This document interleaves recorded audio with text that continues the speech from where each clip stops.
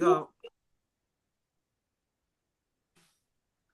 Welcome, welcome, everybody. Greetings to everyone around the world, listeners and viewers. Welcome to this video called Alpha Males and Females, Traditional versus New Masculinity and Femininity.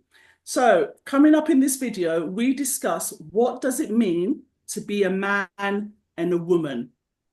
And basically whether it's related to dating, cheating, open relationships, monogamy, workplaces, this kind of thing, possessive friends, family, that kind of stuff, whatever comes to mind, comment below.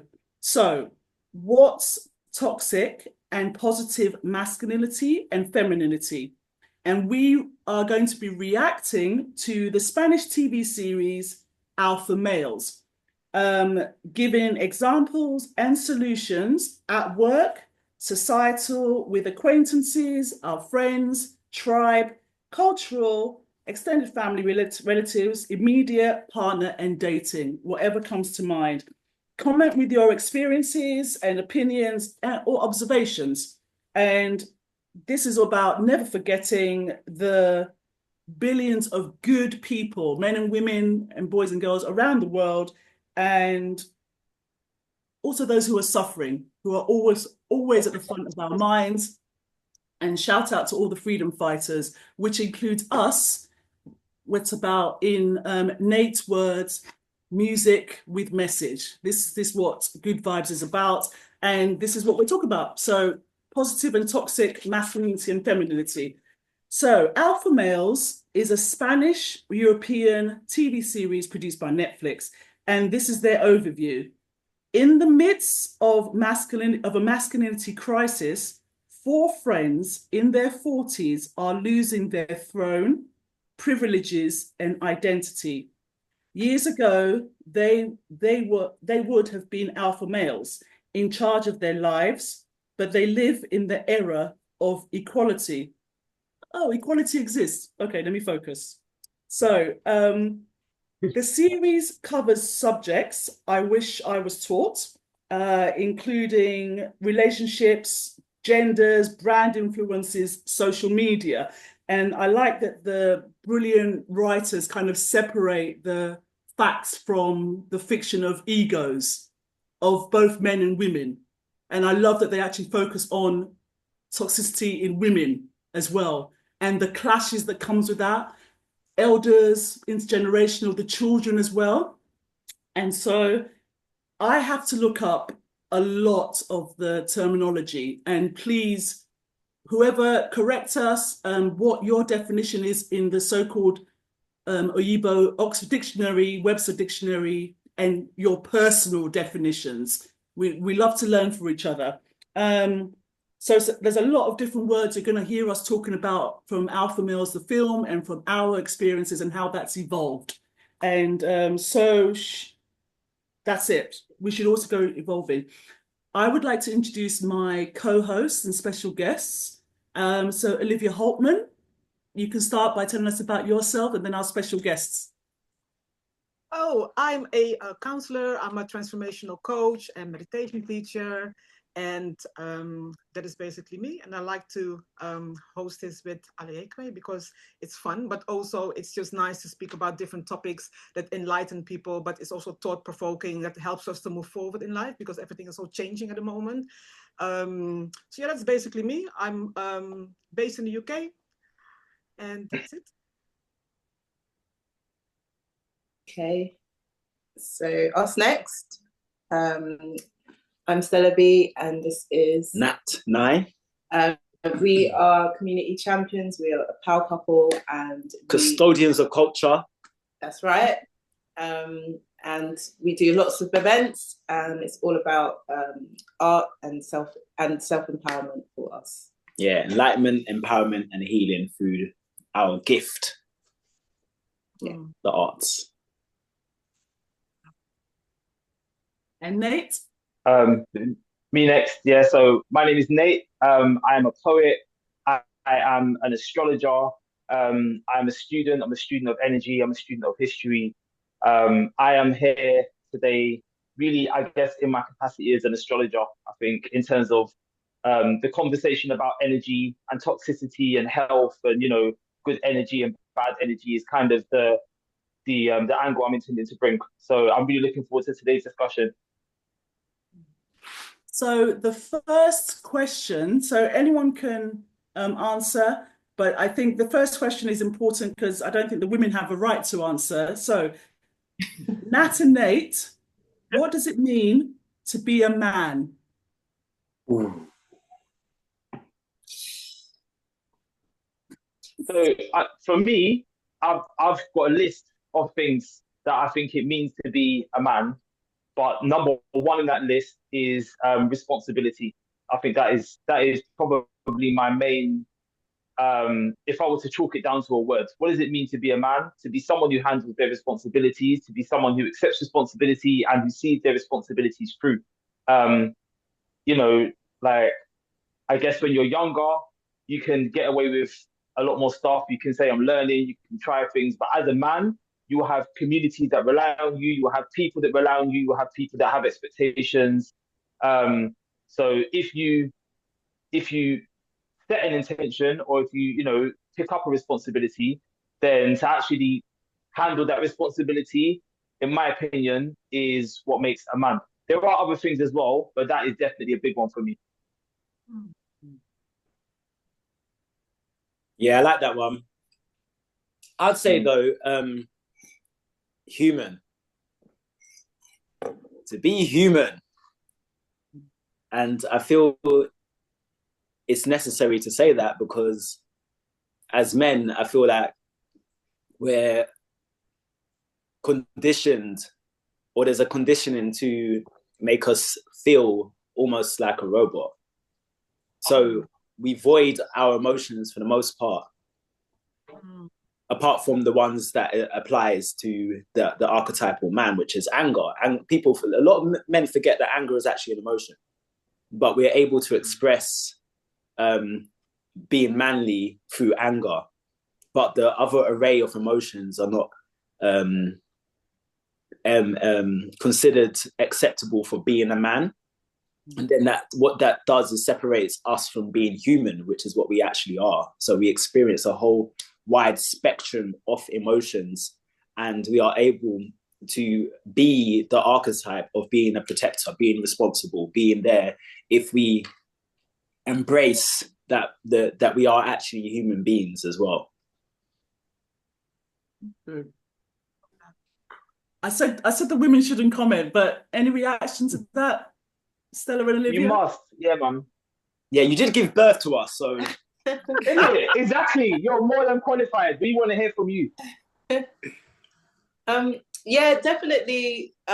So going back to Nate's response in terms of responsibility, it makes me think of the pressure that can be on men in terms of that understanding that they have responsibilities. And then it ties perfectly into what Nat is saying as well, because the responsibilities that you take on as a man on your shoulders means that you can often be forgetting your human side, and you need time to actually replenish and you know, but when you're, especially if you're working a 9 to 5 and you're not in the kind of jobs that we are doing, which is kind of more creative, there's this pressure to provide for your family, and do on a monthly basis.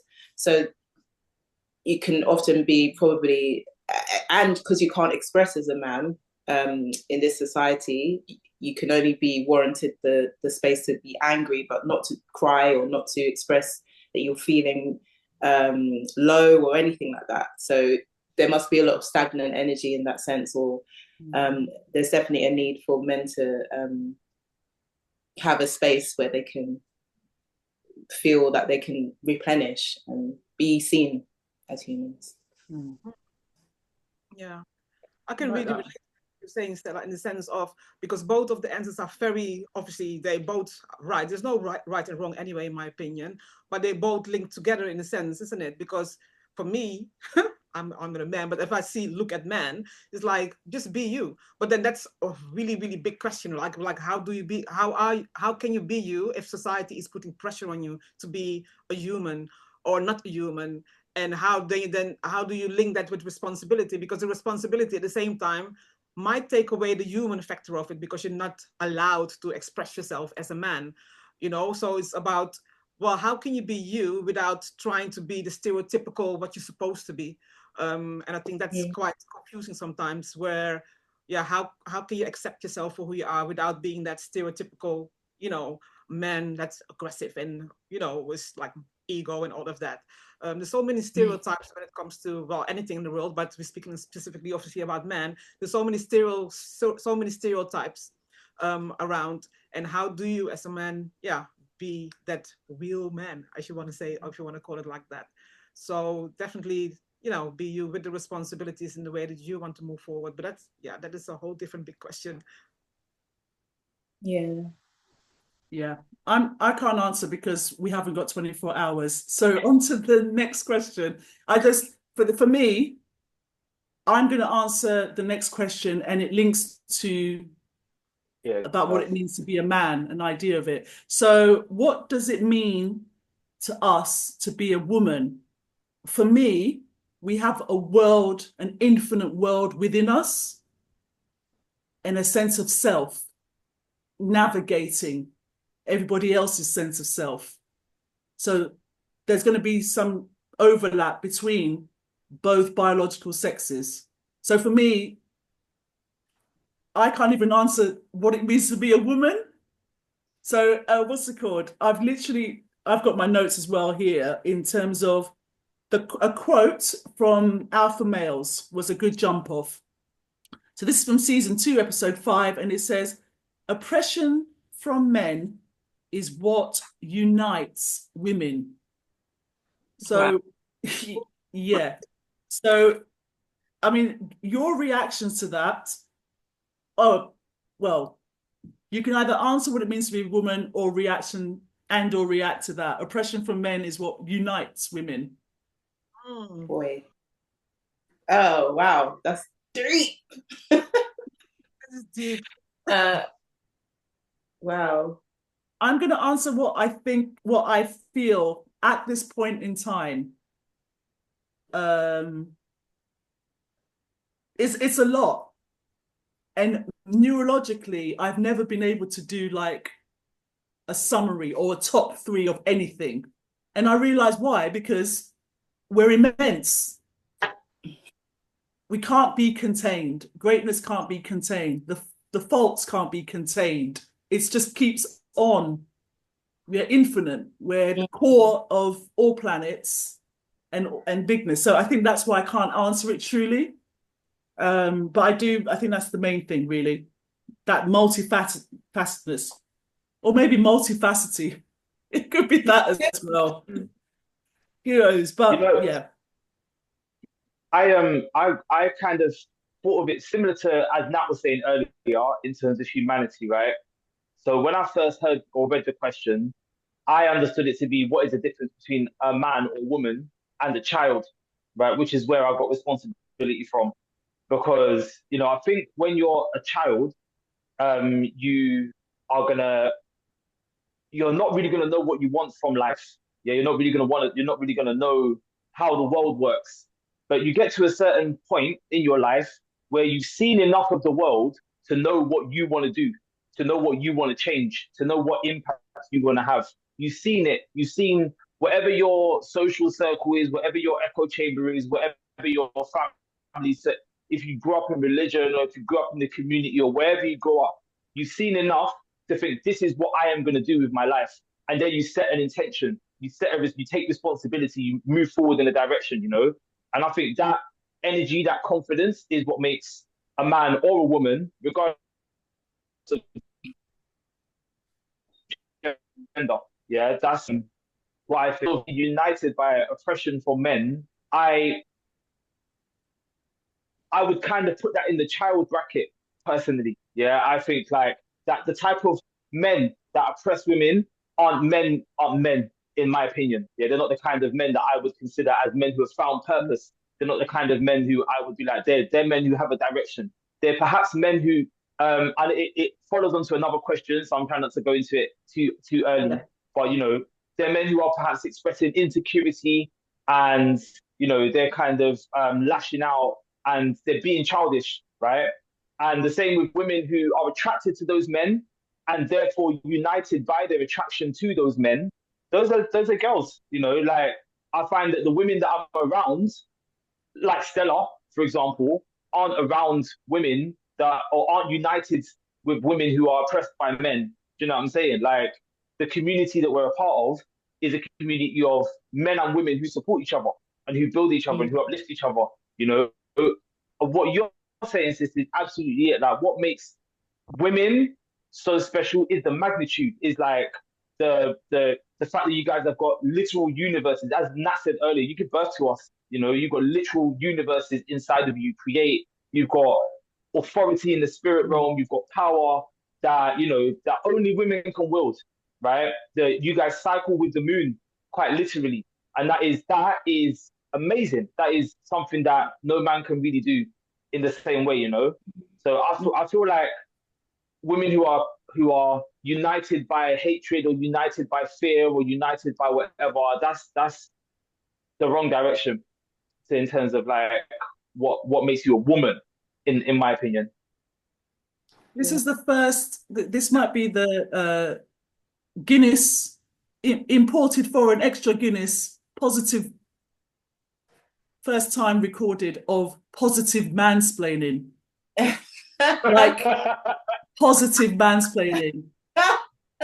My friend, I yes. tried to throw it in my opinion so many times, in my opinion, because I know it's the internet. You know? we saw the disclaimer, the caveat was there, the white flag was put up front, come through. Nat has already got his pass, long time. Yeah, for me, that explains it really well. It's big. It's a deep question, but that was one of the quotes I took from it. That's why I made myself watch the whole series, because some of it was even the there's a character. I mean, I didn't relate to many of the characters. It was beyond my experience. Some dumb choices, but I suppose it was for storytelling and to show different perspectives. But one guy was Santiago, and I related to him because he was the one who was trying to understand and what's called understand the demasculation and how we should unite. I suppose it relates to that, but we get into that now. So some quick notes. Let me have a look. What you were talking about. Quick experiences I'm not going to delve into, mainly because these people don't even warrant my time or energy, but some examples that people might relate to. So in the work, I found out in the workplace who I was, so that navigating other people's projection of themselves, but only now realizing it was nothing to do with me. So for example, I remember being in an office space, Afro, going to welcome a man. He was basically like own a massive estate and they were trying to get his business for production and stuff like that. I put my hand out, smiled, went to say hello, and he kind of stuttered and said, powerful. So you know when something just comes out, he didn't mean it, but he didn't censor himself. I've had that with loads of different guests. Some very well-known racists. I've welcomed them with a big smile, and they were shook to their core. It gave me great pleasure. None of their training could edit that first face, but it's a reflection of showing they just said powerful because there was no submission. So there's nothing wrong with submission, but that kind of expectation that you should be. We prostrate to elders for a reason, denoting that age and stuff. Doesn't mean we respect all elders, but we'll do that as a chance. But then there's other things, even a Caribbean extended family member. Let's just say he was enjoying some rum. And husband and I were at a gathering, just being introduced to family members. And that's the first thing he said. And what Nat and Stella are, you said, you own it. Power couple. That's what he said. We hadn't even met. And he just came up and he was just like, it's toxic because this is your natural hair. It's all of yous. He had locks. It's such a weird misreflection and learning about that. So I just find it's a bridging of both sexes that relate to us. Yeah. So I'm thankful basically to be a woman and just mainly that help. Your joy is my joy, your pain is my joy. We carry the load together, you know. I like that aspect. Toxic, but you're right about womanhood. But for me, it's a surprise. I like being helpful, but the surprise of period, menstruation, birth, motherhood, adulthood, help. It's still a learning. It's still a learning, but I would rather have this because the pressure that you guys are under as men and boys, we'll get onto that. We'll get onto that. Olivia, a bit about women, Stella? I don't even know what to start. There's so much, so much to say.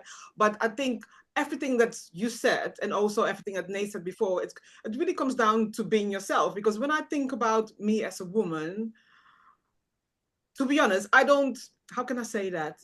I don't know how to, let's say, identify as a woman. Like, I'm just a woman. I don't really even think about it. I'm just me, if you know what I mean.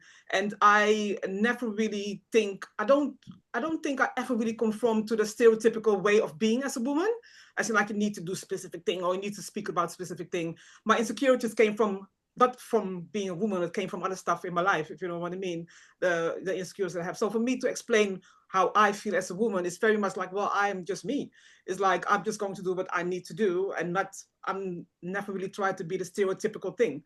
Automatically difficult to explain how it is or feel like a woman. When women say, for example, oh, I can't have children, I don't feel like a woman. I can't relate to that. I don't have children, but I still feel like a woman. I feel like I'm still me. So Yes. yeah, I find that's quite difficult to sort of explain, to be honest. And just very quick comment as well of what Nate was saying about, you know, the toxic, that the statement that you said about, you know, it bonds the toxic relationship sort of, or the oppression from men to women, you know, sort of brings the couples together.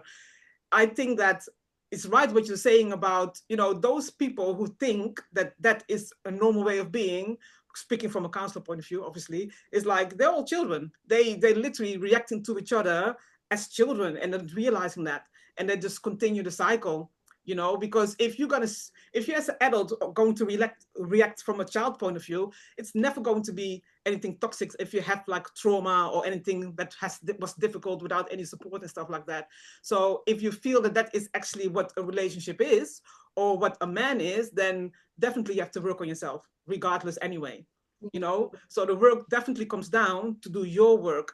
Like you going to a family meeting and someone says power couple or you're powerful, it's because your energy is really sort of showing people, I know who I am, I'm confident, I'm just me. And we all know that you are you. You just say whatever you need to say, you feel comfortable everywhere. People feel that energy. So for me, but it's true, you know, people can feel that. So for me, it's about working on yourself and being the person that you are really am supposed to be from within, without all of the things that are changing in society.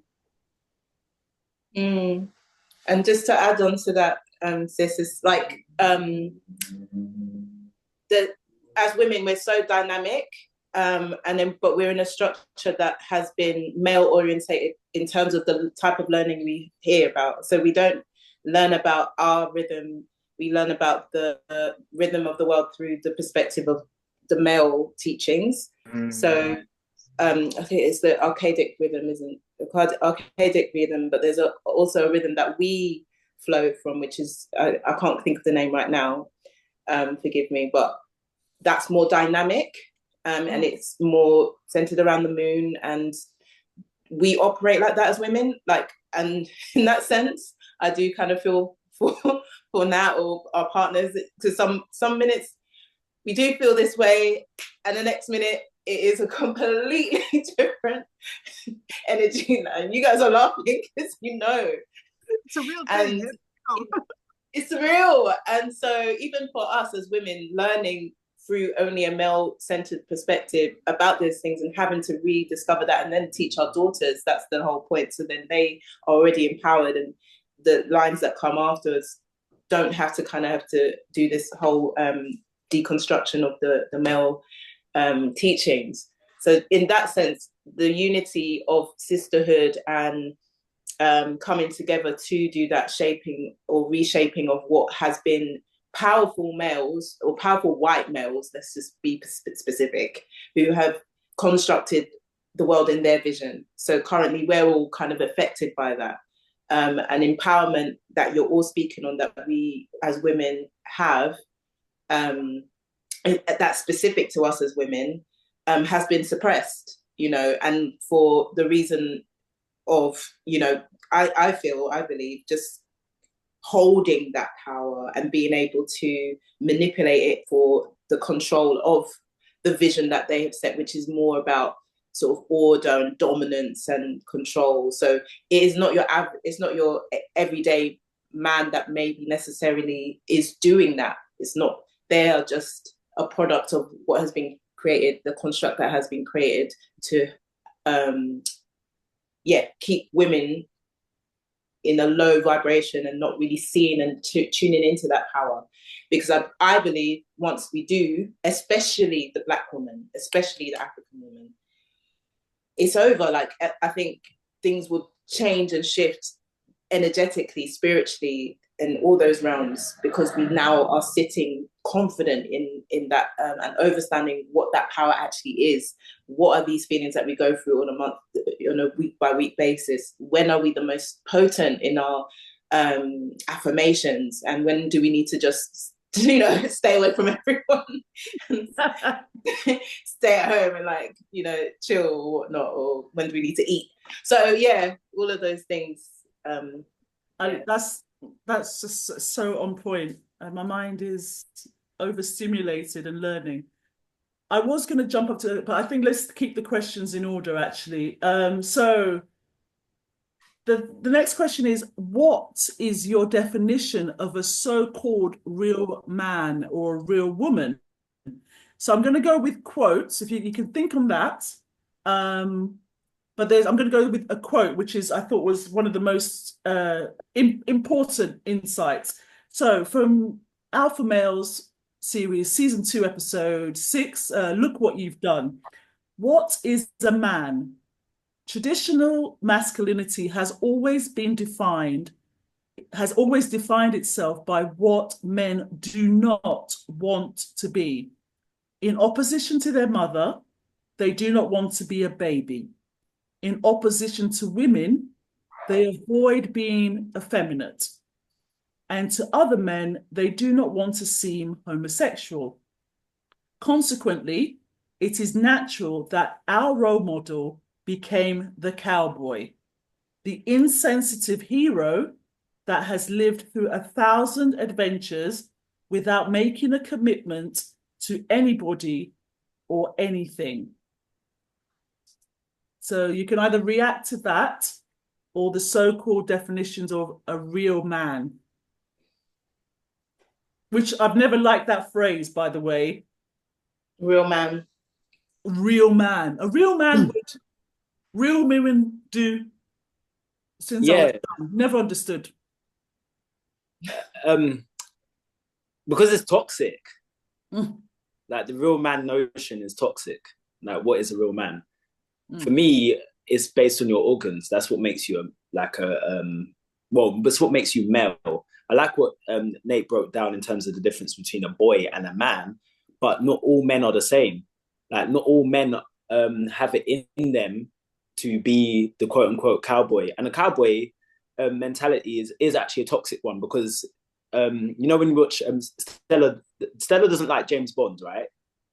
Because she finds him chauvinistic pig. Fully. I used to.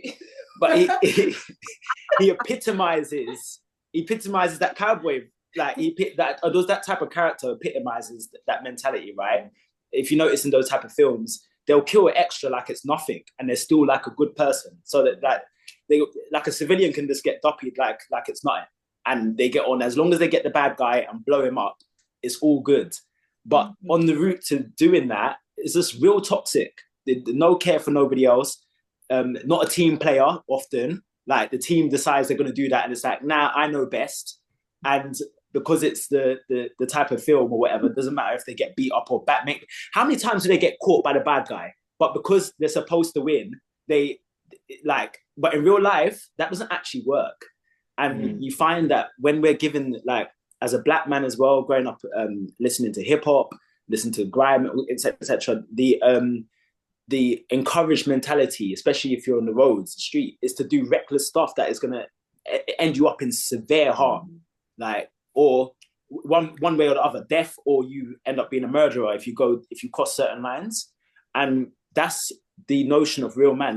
It's toxic, and I don't think anyone should really fit into that. But in terms of like, some men are more practical than other men. So some men are like able to do stuff in the household, for example, and other men are not. They ain't got that skills. Some women have those better. I know women in my life, like my mum, for example. She's comes from a builder's family. Between my mum and my dad, when it comes to putting stuff up in the house, she would be the one that is better at it. He might do it, but it will be a bish bash bosh job, and it won't be something that lasts. Whereas she's able to build it in a certain kind of way. But the pressures of the gender might say, oh, he's supposed to do it, and you're taking away from her skills, and vice versa. So I'm saying that, or certain men are like, for example, myself, Nate is another example. We're vocal men, so we're not the silent type, the silent reserve type. We're the ones that are vocal, and some woman might see that and be like, oh, to another quieter man, why can't you be like that? Why can't you be the one to be for? But that's not who they are.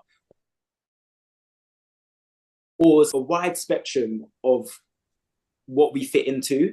But I do think, like, if we have a default setting, for example, then it would be like, okay, what separates the man from the boy is being responsible, being a protector. But a protector doesn't necessarily mean that I have to dive in front of a bullet. It doesn't necessarily mean that. It could mean like, am I providing a safe? So with Stella, as a protector,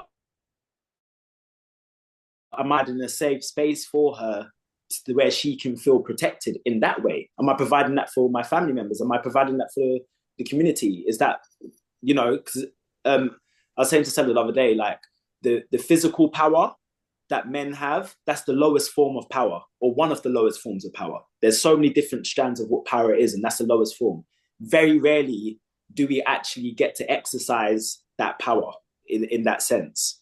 So the real man notion is a toxic one that puts a lot of pressure on men to live up to something that you don't actually want to be. You don't want to be that character. What you want to be, and what Olivia is saying, is yourself. And as a man, it does come with certain responsibilities, yes, but it doesn't have to all look like the same thing. So the way I operate and move as a man, it doesn't have to be the same exact way that Nate has to, or that anybody other man has to do it exactly the way I do it. It's just the way it's the way you're doing it. And the same notion I say for women as well, the same notion, because there are some women who can beat up bare man. And it makes sense for them to be the warrior. Like it makes sense, and we have that in our history, as in African history. There are countless warrior queens that it would be foolish, it would be stupid for a man to be like, hold back, I got this, and then when she could just do it by her, like she could just. And I feel like that is one of the big things holding us back today as a people, is that certain of us men feel like we have to be the head and saying that the woman is the neck, and that's that religious nonsense. And it's like, really, no. I can see this way. If my woman has got my back, she can see the back of my head. I can see the back of her head. And that way we've got a 360. And if we're all operating that way, then we've got a 360-degree vision. It's not about I'm a man, therefore you have to fall back on your natural gifts and your natural insights and your natural purpose, because it doesn't fit into these constructs. Exactly. I love that Yeah. answer. Yeah. Very Yeah. true. What's it called? For me, just about that. I think you've summed that up really well. The reason why I never liked that phrase, there's one thing. What's never talked about, I have to say this coming from like a kind of my family tree, we're polygamous. So my grandfather had Oh wow. multiple wives. So my thing is there's reasons for that. But one thing, real man having many blessings, seed, women, that sex, that aspect of things. My thing that I find is rarely talked about is child marriage and the mislabeling of a lot of things. A kind of censorship that we're seeing now, literally dictionary definition terms. We're probably going to have to screen grab because we're having to change an asterisk and number things so it's not found by the algorithm. Yeah, effery is pushed to the top. So child marriage, I need to be saying this because I'll just read what I wrote. Is basically an example. It is rape. It is non-consensual rape of a child. Boys and girls, this happens to boys and girls around the world. So for me, anyone protecting that in law, in custom, in the tribal, anything like that, you are accomplices to child rape. I just want to say about that because it's amazing to me. There's so many things going on and it's selective. There's outrage to all kinds of things going on. So that's one thing I wanted to say, which I find was related to what a real man is, which is the distortion of a lot of things, which I find is to do with, I have a feeling it might just be about control, or because a woman can voice her choice or objection, a child can't. So I think it's about, I don't know. It's not my experience. I've had positive experiences, but I think it's about control because it's being allowed. So if it's been allowed, that means it's being protected and you really don't want to be arresting your own people. Anyway, moving on. Okay. So what's the definition of a real woman? Olivia said earlier, which I agree with, is that Olivia, I feel, is a mother to many. And I think there's the stigma on stillbirth, miscarriages, women who, I hate the word barren, all of these kind of things, the pressure on that, pressure on men.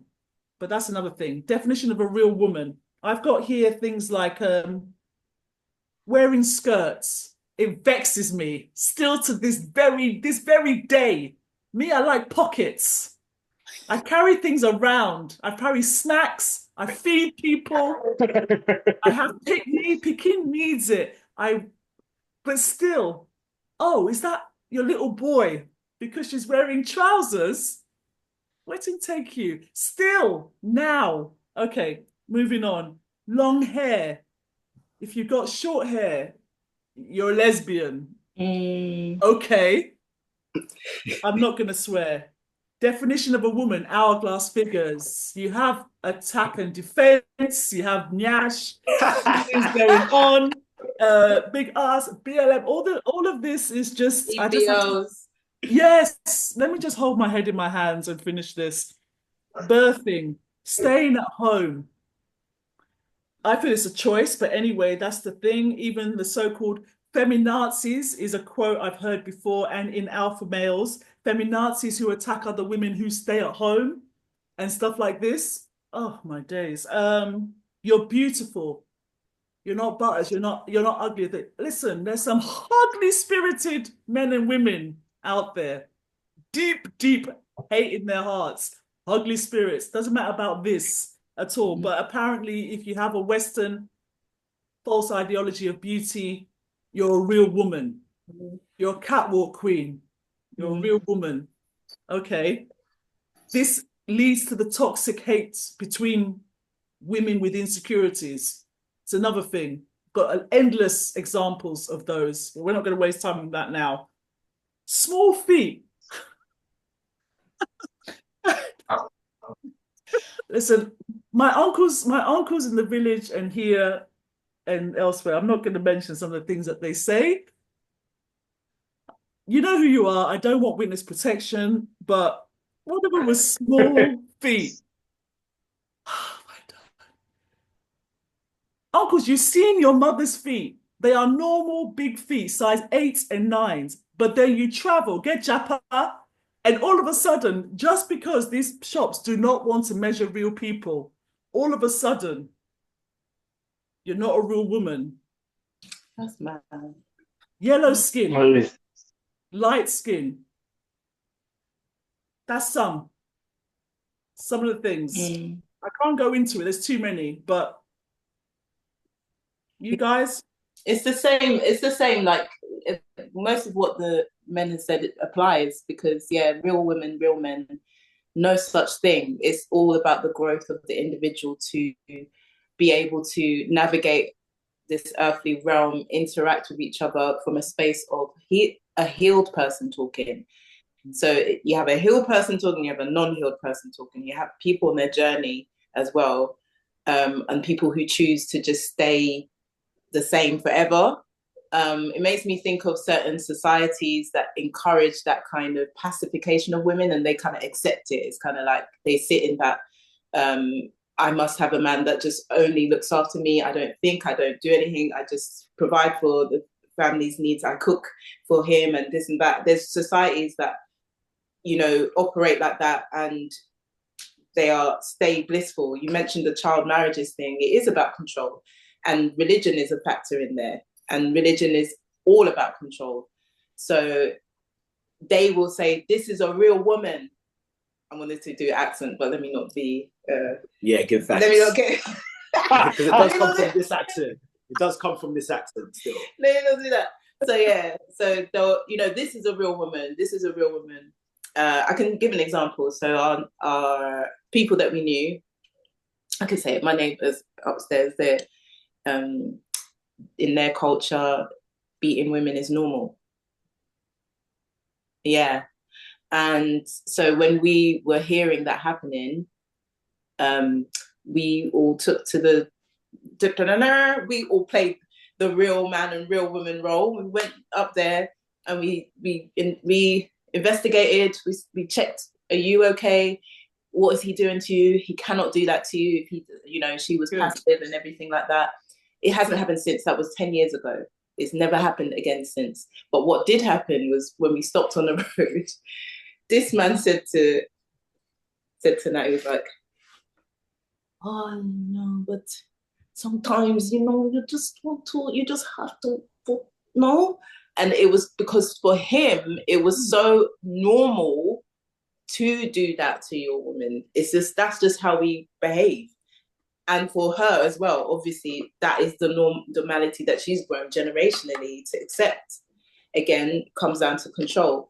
All toxicity, all unhealed, all structural hate upon us, all complying with those kind of laws that suit the people in powerful positions. They want it that way for that society, and that's how it all runs. So it is important that here in the space where we've got the freedom to think for ourselves and grow for ourselves and pass knowledge on, that we give examples through art, through films, through different productions of a different normality that is more healthy for both the men and the women to think, actually, I'm not supposed to be behaving like this. This is not normal. This, just because my whole family has done this whole thing, I can stop this behavior at this point for the progress of the children that I have and the future to come. So yeah, that's I love that, because I've even looked up the word toxicity, but we already know what it means. For me, it's an erosion of truth, erosion of just fact.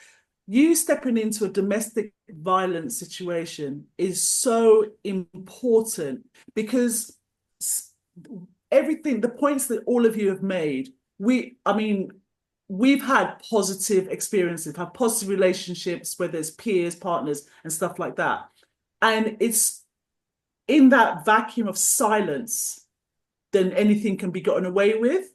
But for me, it's more to do with the fact that you guys went in there and just that protection that you were talking about. But the way people will just draw like it's Obono, draw it's like to bait people. They'd rather swallow any lie than face a truth that everybody knows. That is what is I'm learning. Olivia was saying that I just speak. I laughed because a long time ago I was said I should learn how to act. They didn't elaborate because they know I could come back with something. What they meant is in the workplace, it was a managing director. He said, and it's actually cool. He was trying to help me. I was like, no, I will speak the truth, because I know that I'll be pushed under the bus because of everyone else's stuff. I'll be the first person to be scapegoated. But I'm so glad that you did that, because, trying to push about 15 years ago, getting on the news about male domestic violence against men and against women, because that structural oppression that Stella's talking about, of course, they can't take it out on the authorities or whoever's doing it on them. They take it out to the closest ones. But the same with things like, but the falsehood of denying, everyone can hear it, but they just pretend. It's the same as like kind of knife crime. I was like looking into that as a Cyprus in terms of lies and protecting. They push falsehoods, but won't protect the innocent and the vulnerable caught in that. Okay, knife crimes. What's your definition? If knife crime, so you're saying it's domestic? So have you counted it in the stats on the news? No comment, no FOI request responded to. Wow. From the Met. Yeah, because you're not counting the stats. You're only showing London and these. Anyway, sorry, there's so many things here. But yeah, Peaky Blinders is famous. But yeah, let's carry on focusing on this. Anyway, so last subject, we're going to do a summary on it, because toxic masculinity, examples of toxic masculinity and femininity, but also, positive ones. A quote to jump off was sorry, this made me laugh so much. An example of toxic femininity, and in one of the episodes, season 3 of Alpha Males, episode 5, one woman calls another a DICK apologist who criticizes women. And I had to cackle, because that's why I said I couldn't relate to all of the characters, because one of the ladies just kept attacking her husband for not being this level in his profession. And he was just doing everything for her. She wasn't doing anything for herself. She just kept attacking. Didn't hear, no active listening, nothing. So for me, when they call out problematic, for me, I have seen this, that kind of attacking of women and criticizing them, the women who enable that kind of stuff. So another quote from Alpha Males: every system of oppression needs accomplices who are amongst the oppressed.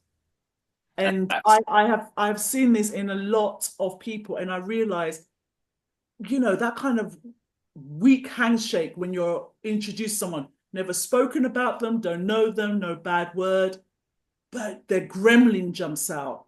And I know what it is. It's that oppression, that insecurity, people not, what's normal, what's beautiful.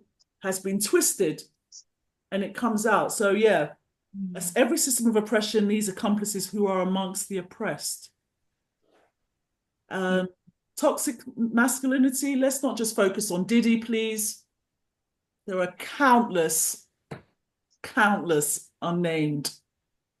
And I just want to say now on the record, for facts, if we see anyone, any man or woman in the world who has had poor integrity in any space, suddenly U-turn and start supporting one, like, you know,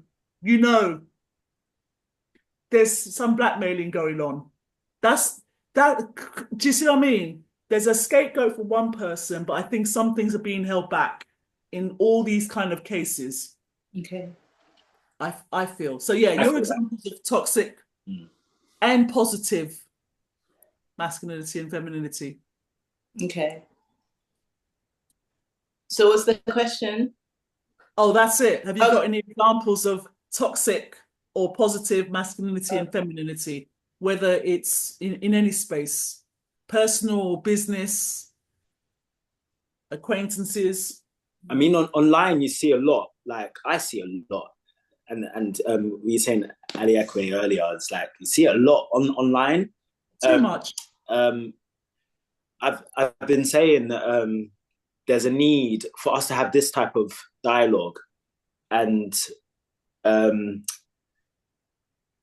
Noir, big up Noir, spoken word legend. He was saying that Nahanda, she had an event and Stella sang there, and basically it was talking about, the focus was on girls and women, and made the point of like, we need to have some spaces where we're together and we get to talk about it as men, as women. We talk about each other. We talk about each other from a place of wanting to learn and wanting to expand our own understanding of each other. Because you have your sister space, and it's very important, and you have your brother's space, which is growing more and more, is very important. But the issue that we have is echo chamber thinking. So when you are around, let's say most men, when I'm around most men, we will talk about women in a particular way. And even if it is a positive, in a more positive way, it's still aspects of them from our perspective, and where we will talk about them as if we know them better than they know themselves, and vice versa as well. And I feel that, so there's a need for us to have spaces where we talk for ourselves from a healthy standpoint. So often you find on YouTube or on Instagram or these various, or Twitter, these various different spaces where it's just attacking each other, like literally just attacking each other. That is, and in the Black community, it's the worst. It's the worst I see it, like where we're just literally ripping each other apart. And some of the conversations are like, I feel like, raw, am I 13? Like, we're here. And some of these people talking, they're in their 30s, 40s, they're like, and they're having this like quite low vibrational conversation about, this is what a woman is. Oh, and this is why you can't get a man. Or for the men, oh, this is why you're not. Yeah, it's a low level form of entertainment, but we are the collateral damage of the very conversation we're having, because we're not treating each other with the respect that we deserve, that we both deserve. So if we have more healthy type conversations with each other, and we can get to understand more about each other from a wide variety of perspectives. So right now, because we got an event coming up called Innuendo, it's, if you get it, Innuendo. Basically, because of that, there's exploration that we're doing right now into sexuality, into the taboo that is sex, and that is the center of the disgruntlement that we might have with each other, because it is being placed in the taboo section, and where it's like a Pandora's box, And in that Pandora's box is abuse and wickedness. Let's just call it what it is, wickedness and evil. But when you talk about it in a healthy fashion, what are your needs? What is the needs of a woman? Understanding that this does not, a woman's sexual drive does not define who she is. So, and a woman who you're married to or whatnot shouldn't be fitted into an archetype, nor should a woman that you like. I believe anybody you're opening your body to, man or woman, you should have a certain level of connection. You should have it shouldn't just be a physical thing. And the way we treat like sacred energy exchange should be seen as that. So when it comes to, I guess my point is, when it comes to the toxicity, I feel like it can be remedied if we have more positive, what Nate was saying earlier, man, woman, adult conversations. And so when we're hearing the perspective of a woman as a man that we might not like, but it's the truth, then we can deal with that, and vice versa. Like, so we can have proper, real conversations that can lead us to progress, instead of the ones that are just limited. And Stella said earlier, is really is for the clicks and the likes and the views, but we then take it in, we then drink it in, and then we we continue with the toxicity. We continue with the ripping of each other apart, and then wondering, oh, why can't we move forward? Why can't we liberate ourselves? We need to liberate our relationships first and foremost with the essentially the ones that are most important, which is like our companion, basically. Yeah, definitely. Social media is like kind of false popularity. Definitely, I can't. Nate, Stella, anything to add to that before I give some examples? You know, I was saying toxicity is that, because I do some youth work, you know, I work with some young people from time to time, and you know, we know that young people have maybe like a harder time regulating their emotions, or you know, like they might throw a couple insults out, and you know, they're not thinking the same way that you would if you were growing up here, if you were an adult, you know. But I am seeing a lot of insecurity in our youth, and that kind of got me thinking about the energy of toxicity, because I feel like as an adult, you know, really, the way that I would describe toxicity would be like projecting insecurity onto another person. So, you know, like cheating on your partner is you're projecting insecurity. You're insecure. Do you know what I'm saying? Otherwise, why would you do that? You would just leave if you don't love the person, or, you know, you would communicate, or you would find a way. But, you know, to cheat on that person, or am I in the Matrix? A little bit. A little bit. Paused. Carry on, we can hear your audio. Oh, maybe he's in the Matrix now. Okay.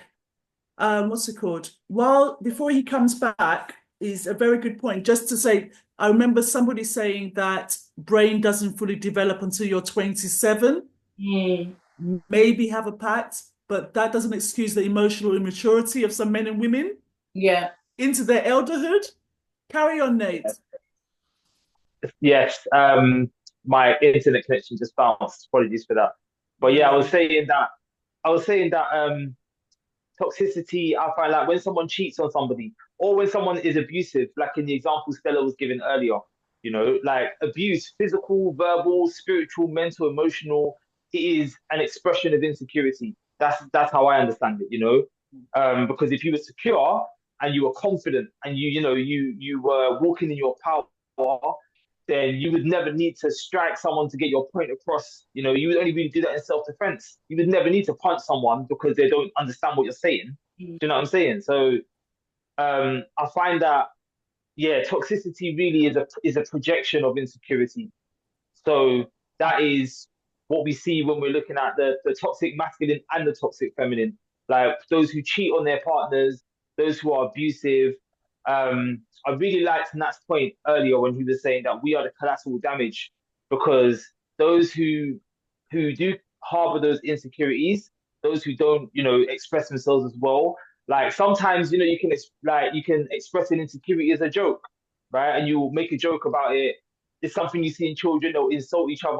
Listen, I was at Auntie Jean's market the other day, and these young people were cussing me out. You know what I mean? They were cussing up my head. They were putting their hand on my head. You Ha! know. But you know, it's banter, and they're children. Yeah, so I give them a little bit of the benefit of the doubt. I'm like, you know what, cool, I see you. Don't worry, I'll put you in the headlock next time.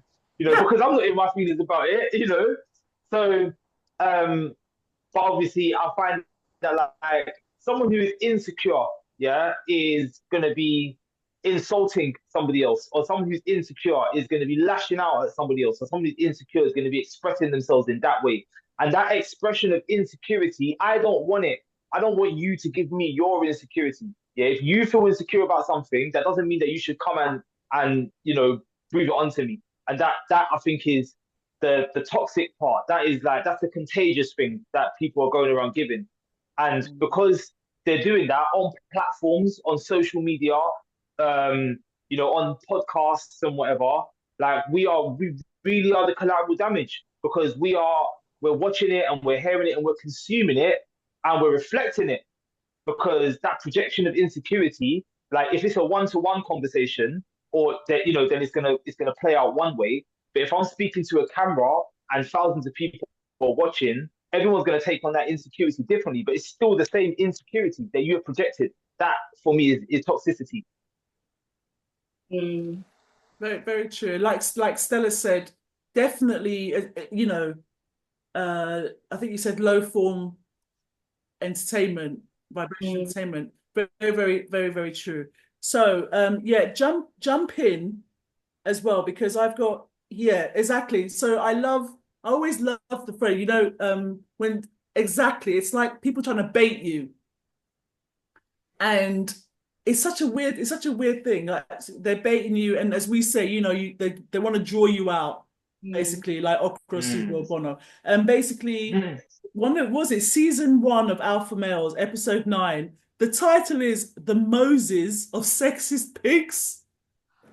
I don't know why that title made me laugh so hard, but because from the clips I showed, the clips I sent you, there's such a list in my head of that title. It's such a brilliant title. I just wanted to share it because the character it relates to is he thinks he's alpha, but his status is taken away from how he comes out actually. And that was basically the most sexist pigs. And because it's not funny. The title's funny, but it's not funny in reality because of these chauvinist guys that kind of, for me, it's a kind of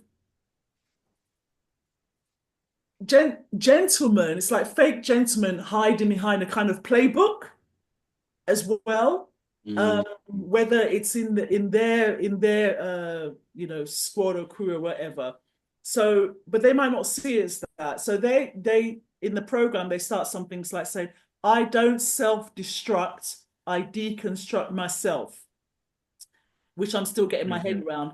But I think for me it translates as kind of look to the past and present actions honestly, and like you guys mentioned, take responsibility.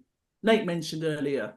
So in responsibility, like the hunter and gatherer aspect, which has been turned on its head in modern times, but also taking responsibility and, you know, when you're called out on stuff, accept it. But I think that kind of absolution the society gives, a kind of like, what is it, fake news? I don't even think what we're seeing in the news should be separate. Politics, governance is not separate. Look to your home, look to your neighbors, look to your community.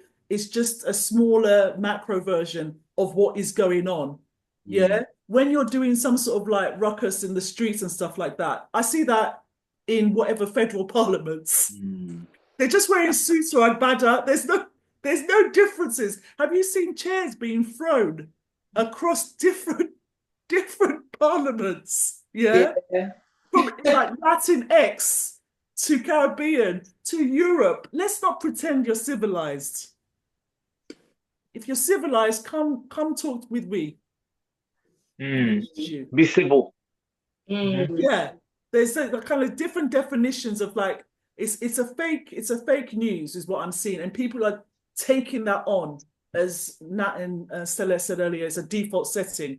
So one thing as well, they said the guys were talking in a cafe in the scene, season 2, episode 5, and they were saying, what kind of woman are you looking for? And they said, one was really, really tough. And he said, look, they cannot be taller and they cannot be smarter. And it's not new. There's lots of things that we know, and the effery you're talking about is what we're seeing continued. But I'm sure I will never give up on the fact that if you and I exist, there's billions of good people with faults and all, but they don't want to be follow this kind of stuff. But at the same time, I've got my flaws too. For example, the trash TV that we're talking about. We are storytellers. We are gifted orators. We're passing on this baton through the echoes of life and everything. But I love a turn of phrase. I love bars. The craftsmanship and womanship of putting together. You guys know I'm talking to gifts on earth. But then it's packaged in things like Real Housewives, the Kardashians, Love Island. I could cry because this is the kind of stuff that's pushed. But I find myself from time to time, it'll come up and I'm like, how did you get on the algo? How did you get, when I've removed searches, removed any suggestions, removed any algo, but something will come up and I will cackle. But then I'll have to remove them. I have to remove it. I don't want it flooding my space. It's the constant thing about we are trying to protect our peace by blocking all this chaos and blocking all these distractions. So yeah, the other thing is the toxic part of men and women for me is also the what did I write down here? The do as I say, not as I do crew. Oh, okay. I don't know what to say about that, but basically it's amazing to me because for me, I think it comes from what you guys are talking about. It comes from a place of maybe rejection from childhood, from the competition is necessary, but the extreme competitiveness that turns the insecurities that you're talking about, that toxicity. And it's just, yeah, it's that control. I just seem to see it across the board. It's like, I'd be there in a workplace, at a gathering, conscious crew or not. I don't care how educated you think you are. I have made many mistakes, but the main one is being naive and ignorant to the fact that just because you might say you represent and you actually mean well for your bro code, your sisterhood, your gossips, your gossips, and especially the church crew, or where a place of the mosque, as my people call it back home. Yeah. Gossiping is a sin. Yeah, you're there gisting. And I realize you don't want to focus on yourself. So yappa. Yeah, all over the place. And I get it. I was like, why don't I like gossip? Oh, okay. There's exchanging information. And then you're realizing if you don't, but it's the malicious aspects of things. And it's the insecurity you guys are talking about. It's infused in that because we've been made to turn on one another. And it's a great shame because I think if it was just actually honest, as you were saying, facing self, you could just get riches. So yeah, that was the main thing for me, really. Well, Let me. This cat is really. Yeah. Let me just, because I got some thoughts to. But yeah, let me just sort this. Your cat has things to share. Yeah. I was so happy when I saw your cat pop on the screen. He was I was like, that was a real highlight for me, you know. Listen, do you know what just came to my mind? Every time I see your cat, I'm thinking of like the cat's family tree that's probably come from the temples of the Sudanese pyramids. Come down. He's like, listen, I've just come and my elders had this to say, but humans, man, learn my language. I'm here blessing up your space. You're giving me this food for why? I've got all this knowledge. One thing I wanted to say about shame. This whole thing about I really feel like some men and women, where you guys said some are on their journey, I'm still learning. But for me, when people are wanting to control, they either feel inadequate or ashamed that they can only give, say, sex. They can't, because of they've got to like prove themselves to be a man, or they can only do this because they prove the looks. That shame I feel when they meet in someone who is mightier or threatened by a strong person, I feel that shame has been taken here and then projected onto another person. And that's what we're seeing all the time. And they would never admit to it. That's why sometimes I will do this to get people to share their wisdom and their experiences, but I've just stopped talking to those who don't want to hear, because actually people will learn at their own pace. Because you're projecting your own shame on, and to shame for why?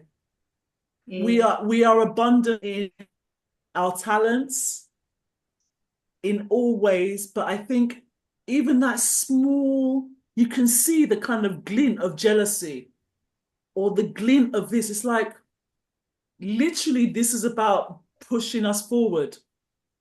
So my fear is, and the reason for bringing this topics up, was because even if, say, there was only one so-called chosen people, which I don't believe there is, by the way, no one is above the other, okay?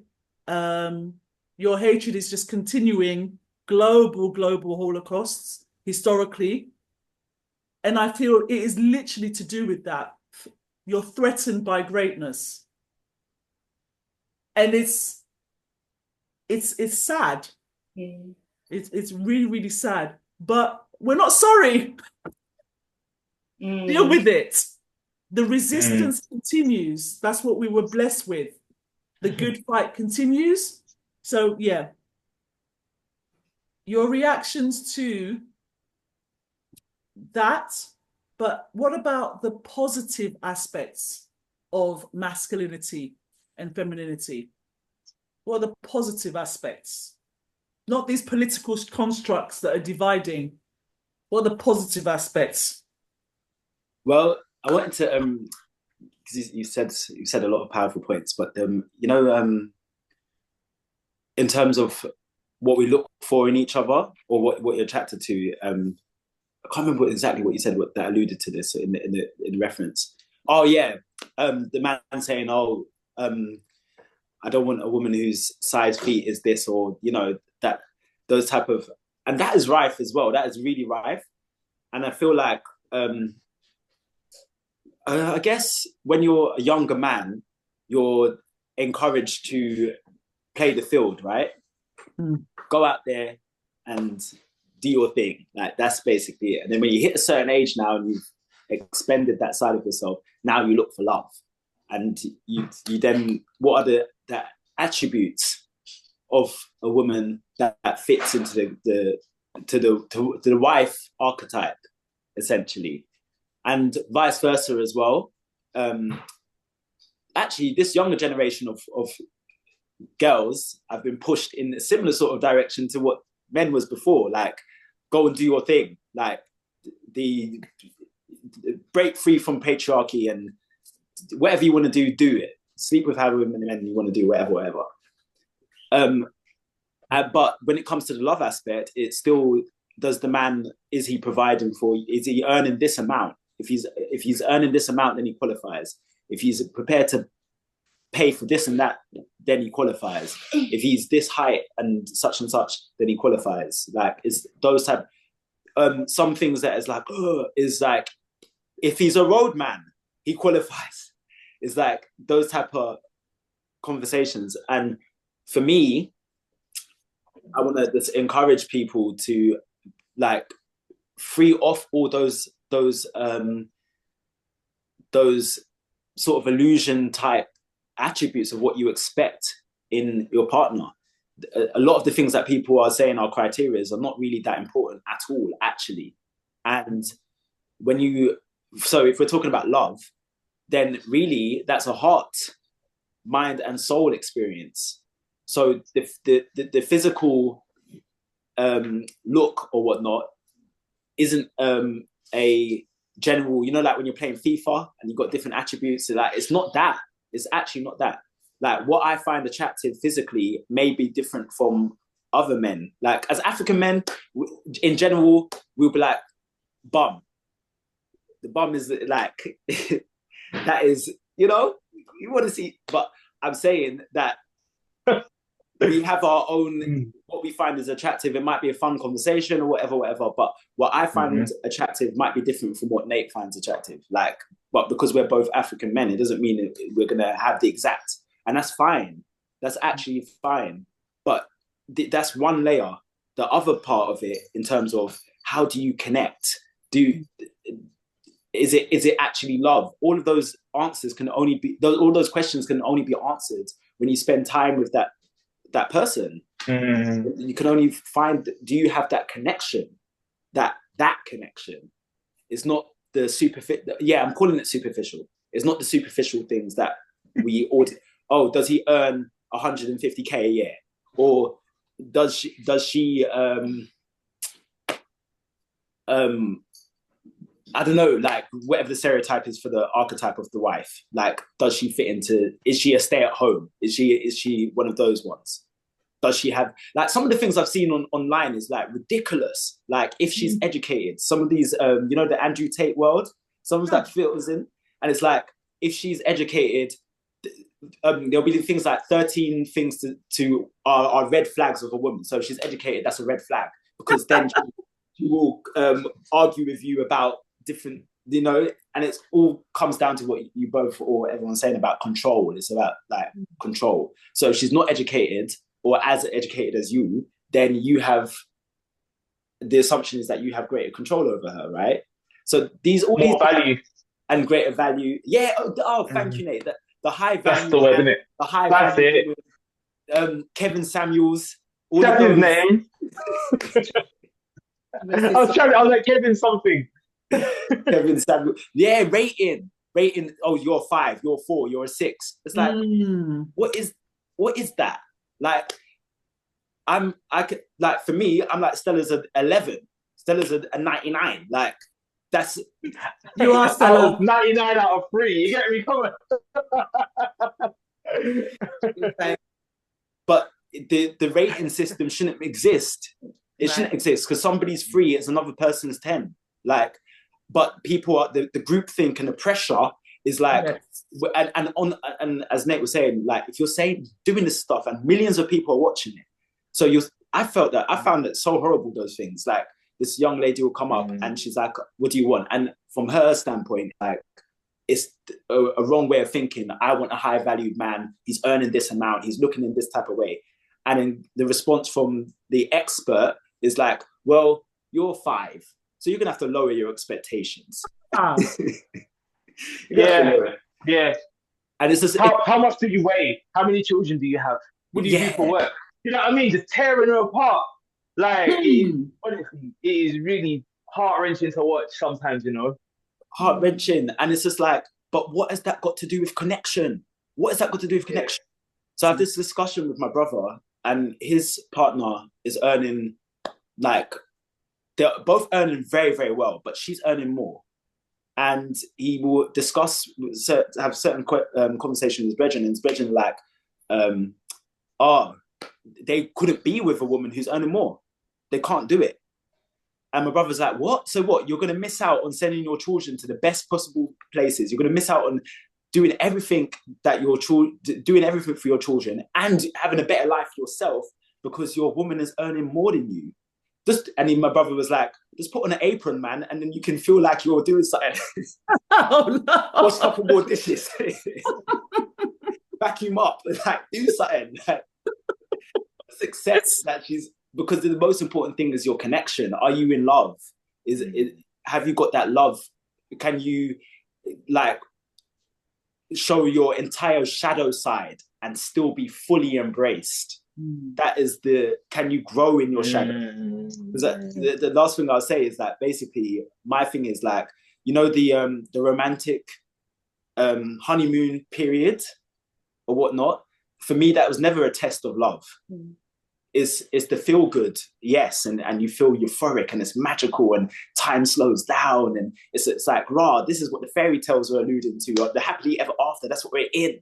But that's not the test of love. The test of love is when you're like, that you're showing your real shadow side and you're just like the ugly and it's all of that, and you're still like, at the end of it, I love you. Like and I feel that's what is the most important. Can you be with somebody who can see the worst of you and still want to lift you up, and you lift up each other? Everything else is superficial. And because of the superficiality, my brother's example is a good one. Your people are robbing themselves of real love. Because a woman could be earning 150k a year and her man could be on 40k, and their love is just so amazing and they're living the best life. But if they both have the wrong mentality, I'm only going to marry somebody who's on 200k because I'm on 150, he has to be on 200. And for him, well, she has to be on 15k because that's the only way I'm going to feel like a man. Then you're missing out on life. You're missing out on the most important part of life, which is love. Yeah, No, go on, Stella. I was going to say, I just really wish there was more emphasis on spaces like this, or more representations of viewpoints such as these in those spaces, so that it gives access to the vulnerable, the ones that are just absorbing everything that's going on, to have a perspective that probably is within them anyway. Like, there is a part of you that knows that, like, that really does gel with the fact that it is all about connection, and it's not really an aesthetic thing. It's just about how are you both going to be moving together in purpose. What the value that is material is just about sort of surviving this material realm that we're in, which we have to acknowledge. And some women and some men will make those kind of decisions about their lives. Okay, but are you balancing in terms of what kind of marriage that would be if you're bringing more children into the world, and what are you then passing on to them to then go out and spread across the world? And we know that those in power do very much operate in those kind of cold relationships. They will send their children off to boarding school and separate, or they will have, separate themselves from that child that's grown up, and that child is more cared for by their nanny or whatever, and it's all this rich living and lifestyle, but this is cold. And their example of love is, yeah, my parents love me, they bought me things, and I have all of this stuff. Yeah, so of course they love me. That's how it's shown. And they're the ones that will be put in spaces where they're going to govern everybody else, and that's why they can make decisions like that affect millions of people's lives and not have a heart or care about it, because they're not seeing and witnessing true love, true value, true community. So yeah, I think I keep kind of bringing it back to those who are kind of constructing this, because that explosion of the discussion of toxicity, like the guy you just mentioned, Kevin Samuels and Andrew Tate. And then even years ago, we were hearing, there's books written about, from the male perspective. What's it called again? That whole manosphere. It's called the manosphere. Okay. So people are kind of growing, like young people are growing in that knowledge about, women are like this, and Andrew Tate said that, so it must be real, and he's cool, and look, he's everywhere. But then who's pushing him everywhere is what I always look to. It's clear to me that that is the narrative to be pushed at a point where we were getting more connected. We were seeing more kind of healthier choices and lifestyles. We were seeing Queen Afua pushed, and her son who deals with like the male healing as well. We were seeing more of that, and then suddenly it was like interrupted kind of COVID time or around then as well, like on a massive scale, like these are our views, we hate everyone, it's all division, men over there, women over here, la la la. So it's clear to me that it's to keep resetting, it's like to keep making the progress that's happening naturally, because we're all seeking that journey. Like I said, if you tune in and on a panel you have viewpoints that are actually what I would call normal, they may not be entertaining or whatever, the people will tune in. They want to know what to do. They want to know that others feel that way. And there is like a whole community out there,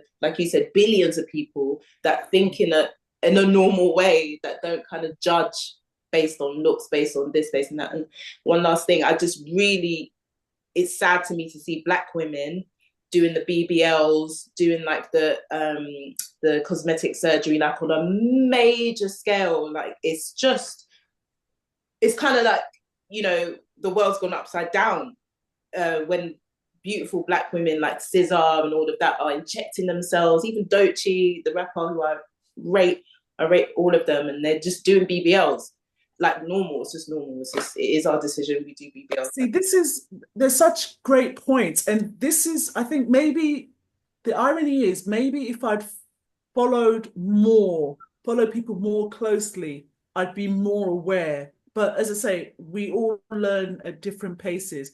So there's those different elements that you guys are talking about, that amazing points. And Nat mentioned something about it's about connection.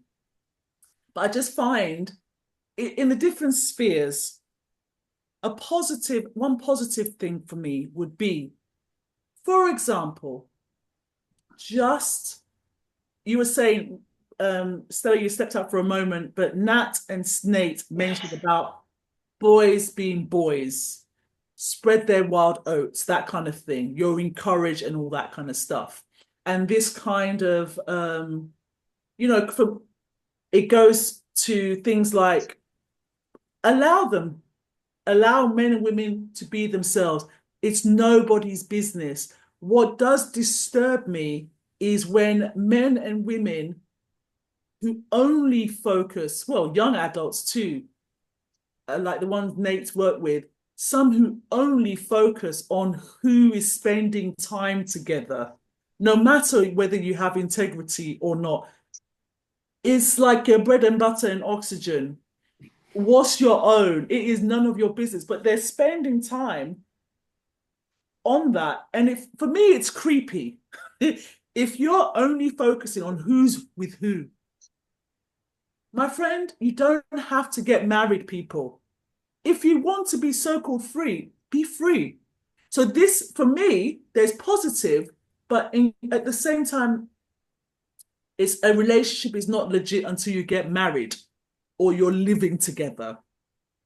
Please, maybe there'll be less heartache. Just go and do your own thing. The disconnect for me comes when, I think you mentioned something about shadow world. Yeah. Shadow, right? Because there are some very down low brothers and sisters who are not being upfront about who they're spending time with on the flip side, but you're there being territorial. When your so-called happy curated relationship, but you're there, for me, it's territorial when you keep talking about certain other people. What is your own? It's creepy and it's predatory to me. About the body count situation as well. That's a rife conversation as well. It's not your business. It's not your business. It's not my experience, but you're right about the connection. You find it's rare to connect. Everyone is different. It's rare to connect. The deepest love is now. You find your way. And when you do connect, go for it. Heart, body, and soul you were talking about. And then you go for it. As I said earlier, I made the great mistake of assuming that because I was seeing one person at a time, loving my own company for years, but not realizing the other person might not have been doing so. And you're just like thinking, this is why I wish social media was way back when. I'm old now, people, and I'm very proud of being old. But I wish there was more of these conversations because you're not taught this in school. No.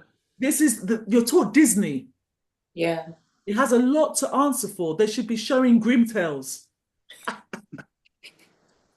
Grim dating tales.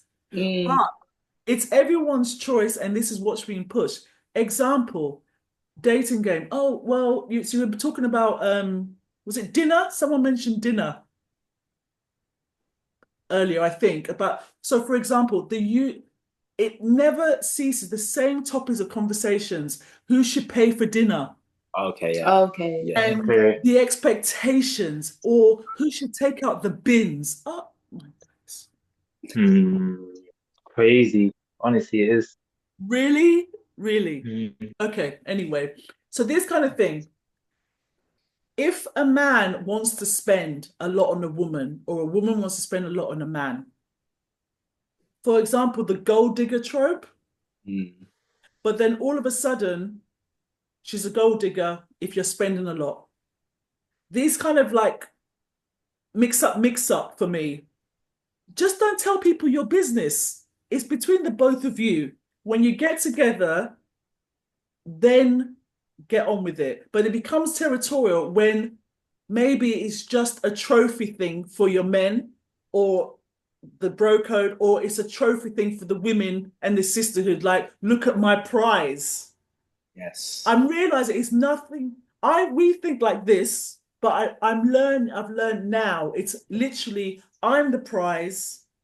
Look at my prize. Yes. Or I should have worked for that prize, but actually I've only got this to give. So do you know what? I'll damage that man's reputation. I'll damage that woman's reputation because I actually want her. I actually want him. You were saying healed souls, Stella. Perfect. It's wounded souls. And I'm like, I'm tuning in. I was like, damn. But now we've got the terminology and the vocab for it. But this is what I wish we were taught early. But elders aren't going to do any kind of therapy. They won't apologize. They're not going to do. No. Fall down, sorry, then come and tell me about it. But it's very hard to navigate, you know. So, but we're learning, hopefully. So toxic things, really quick ones. The political constructs that divide and distract. The N word, the B word, PUSSY. It's not ownership. I don't understand. It's not reclamations, but still, it's just becoming so casual. So for me, it's just like, I'm feeling like we're in the minority with these words still, from like actually people I rate. It's still being casualized. And I'm like, So we talked about patriarchy, the incel, the misogyny. There's one I wanted to ask you guys about. Have you heard about the passport bros?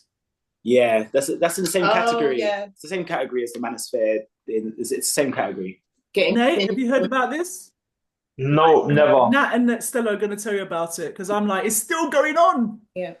So to find your ideal submissive wife, you get on a plane and you go find her.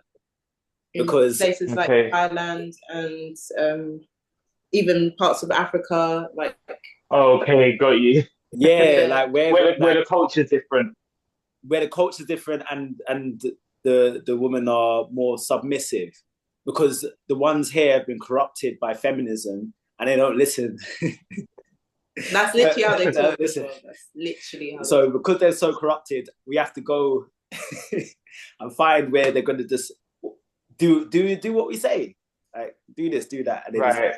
Meanwhile, bringing the same corruption on the plane with you because you grew up in the same corrupt environment that they grew up in. Right. Yeah, got it. Noted. It's holding on to the quote unquote traditional the man's the head of the house. Like, you know, the woman serves the man. Is that as the passport grows. But you know, you said incels, and this actually brought me to another thing that I wanted to mention, incels, because incels, they're the next group that, like, their misogyny is not to be with women. Their misogyny is like women, I guess, yeah, they have to, the ones they have to be with or whatnot, have to really fit into that wife stereotype. Otherwise, they don't, like, it's, you know, the Opus Dei?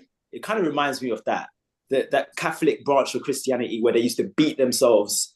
The self-flagellation. Yeah, like, oh my God, I thought about her. Ah.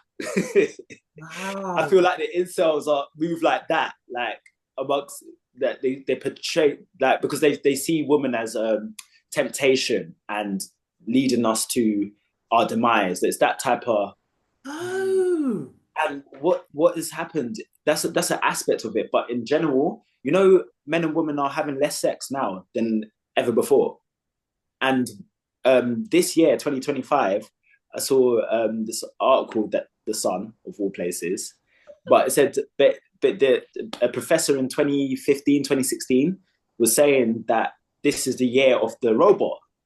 So what is being subtly sort of permeating is, and I see it via things like porn, OnlyFans, is these I don't even know what the word to use it, but because connection is not the right word. Basically, these attachments to ideas of human beings. So, and because there's no healthy conversations, it spills out in toxicity. So OnlyFans has become like, some of these women on OnlyFans are making so much money because lonely men who don't know how to connect with women, don't know how to converse with women, frame women in a particular bracket or whatnot, and it ties in with the passport bros. So I haven't got no option of women here in the West. My only option of women is to get on a plane. That leaves you open to the toxic world of OnlyFans, because we all have urges. So the reason why OnlyFans is more of a greater connection than porn is because the OnlyFans is directly, they feel like they're being directly spoken to via OnlyFans by these women, because these women will be saying things or whatnot that, oh, message me, DM me, all that kind of stuff. And they feel like they got a connection there. So the construction of this new society is driving towards even further separation and people being more attached to robots. So what I was getting from the article is that at a point, people will have options to design their perfect partner as a robot, essentially. And that's who they interact with. And the real connection that we have between each other becomes ever more severed. And it's enabled to happen because we're not having the healthy conversations. We're not understanding each other more. And the fact that the idea of a man thinking of himself as traditional, and I want a traditional woman who submits, was always an illusion that didn't work in any case. Why would you want somebody just to, I would not want Stella to agree with everything I say, or for me to I say to Stella, oh, do that, and she just does it. Like, that is not, like, and sometimes we will have, I know, believe it or not, yeah, we'll have arguments. Sometimes we have arguments, and then afterwards I have to be like, oh, yeah, she's right. And I've grown from that argument. So if I have this dictatorship where it's like she disagrees with everything I say, I will never grow. I would stay like, I'll be stunted. So it was always an illusion anyway to even think that you could have or want or desire a woman that submits to you at every word. And the flip side as well, to want and desire a man that leads you to where? What? You're like, if you're a woman, and earlier part of this conversation is like, you have a whole universe inside of you. In fact, you can tap into the highest dimensions more easily. Like, we have to do so much work to get to the same place where you can, if you are more open to the divine. It's just the way it is. Like, you can get there many different means. Right now, I'm exploring sex. So in that sacred energy exchange, a woman can touch the Most High a lot more easily than a man can. A man has to do so much work to get to that same place. So why would you want to be led by a man who's got limited or a less in general, because sometimes, you know, but why would you want to be led by a man who has less intuition than you do? If you have greater intuition, you're able to see things, which means that in certain circumstances, you are supposed to lead. So illusions is like causing the environment for what Stella keeps saying about the constructors are doing, which is severing our relationships and encouraging more AI, more screen time, more screen connections, or attachments, not the connection, attachments through the screen, falling in love with ideas of people, not actual human beings. And I guess the remedy really is to have more conversations like this. I'd love to have more in-person type conversations as well. And I would love for young men to actually focus on more what's important. So if I'm talking to my nephew or whatnot, and when he gets to a certain age, or I'm talking to young men or whatnot, what is it that you're looking for in a woman? It shouldn't be this thing of, oh, just play the field. It's about connections, because even if you are in, let's say, polygamy and that, or open relationships, or that is your vibe, that's who you are, that's what you desire. The most important thing is being honest and transparent with who you are and what you want. And I feel like that's a necessity for any kind of relationship. You have to be completely honest and transparent, and that will negate cheating. And I think you will be surprised. People will be surprised if they're open and honest, that the answers they might get. Their partner might be like, okay, that's cool with me. If they want to have an open relationship, they might just be like that. Or I think part of the fear if a man is like, if their partner is like, actually, I've been thinking about it too, and I want an open relationship that might rock his world.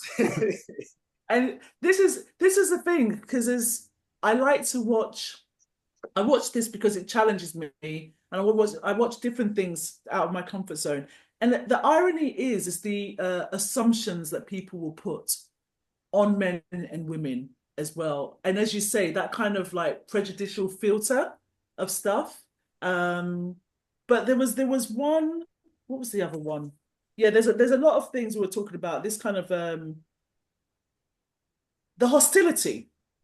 We talked about the double standards, the kind of territorial stuff as well. But that honesty and transparency, also with self, you know, and to be open.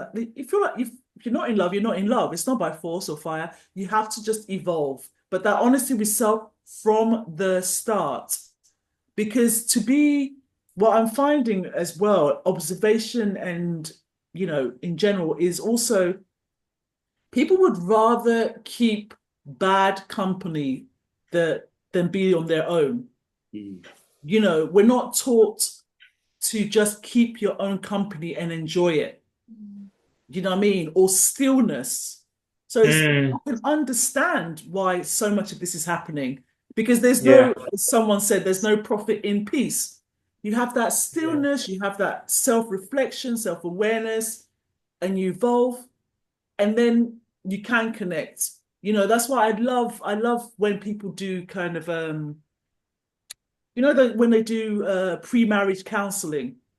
I beg, you need to do that before relationships even. You know, if I could go back, I will ask point blank, blunt questions, right? Even when dating, because the stuff that comes out after that's been kept and not being divulged, and yet they're not challenged. They carry on doing this until they become a mother and a father, and all of a sudden they don't want it happening to their own. But please, it's interesting. It's a hard one to navigate, but everyone's helping each other. So I think those were the main things. One example of toxic femininity I wanted to talk about was when relatives say their favorites. You know, when they say, this is my favorite daughter. This is my favorite son. My favorite cousin. You're my favorite this. Listen, please, as a survivor of blatant favoritism, like I'm trying not to smile because I understand why some do it, but you become a target. It's because of this insecurity that we're talking about, and it's really kind of scary because it's brought up with, especially I was told tales about, you know, one person getting one type of rapper, and even though the other ones wanted it in the other marriage, we're not. No one is a stepbrother or stepsister. You're all in the same compound. You're part of the same family, but the jealousy is just engendered, and that grows and grows, and there's beef for generations. You don't even know what for, because of that favoritism. That's one kind of example, and it comes from a lot of aunties.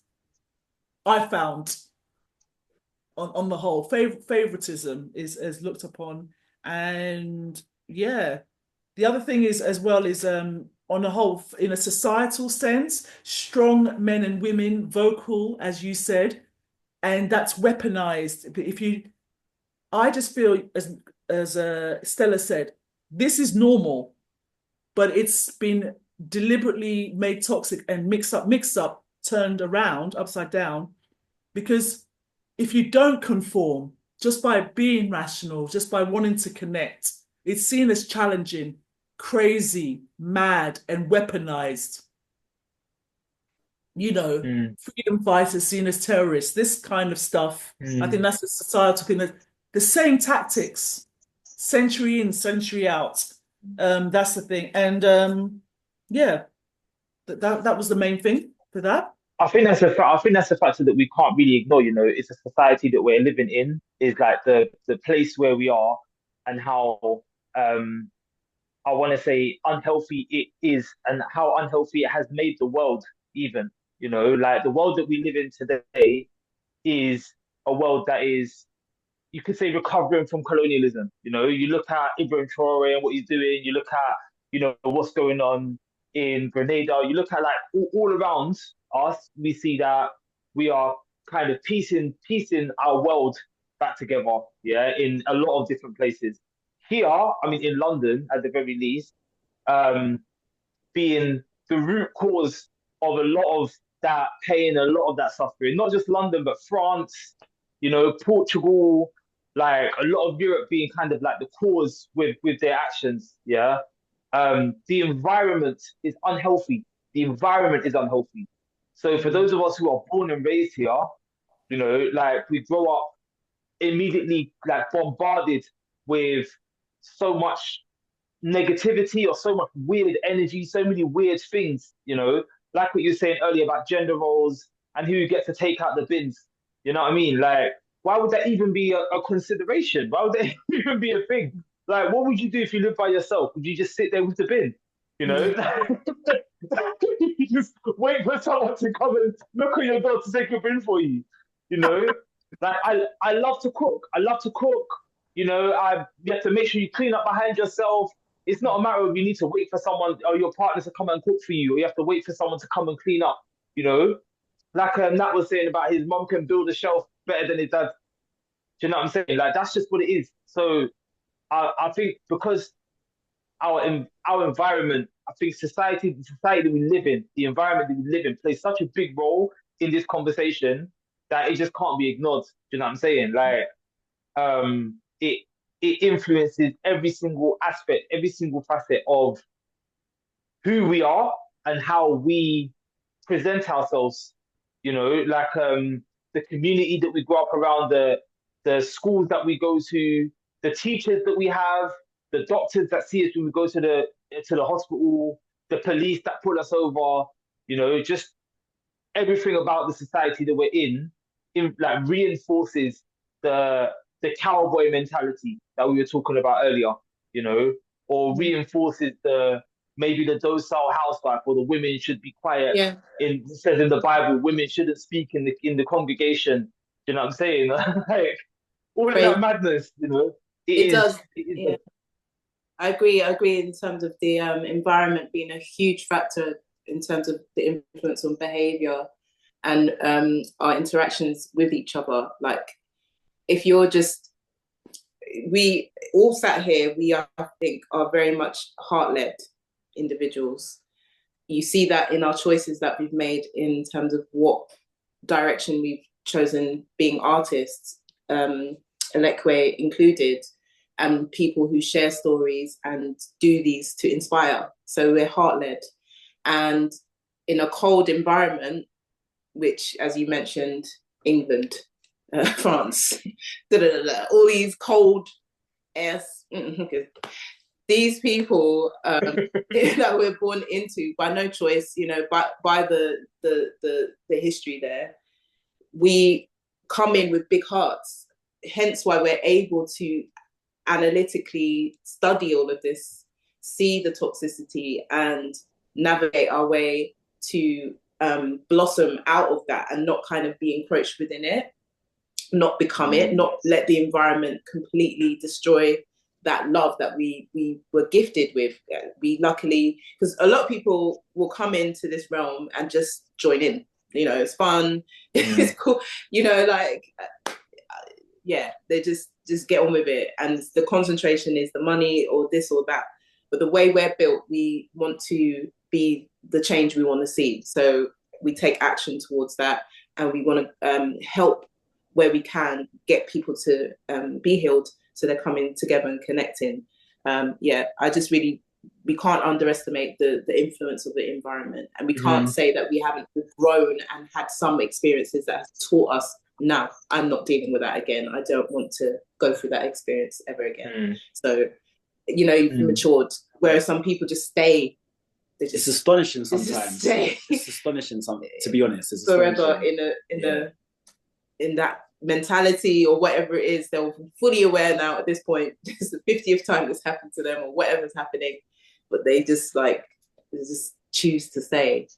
A long time ago, my husband said that I'm always trying to help people, and someone else said to me, you really have to realize that not everyone shares your same sensibilities.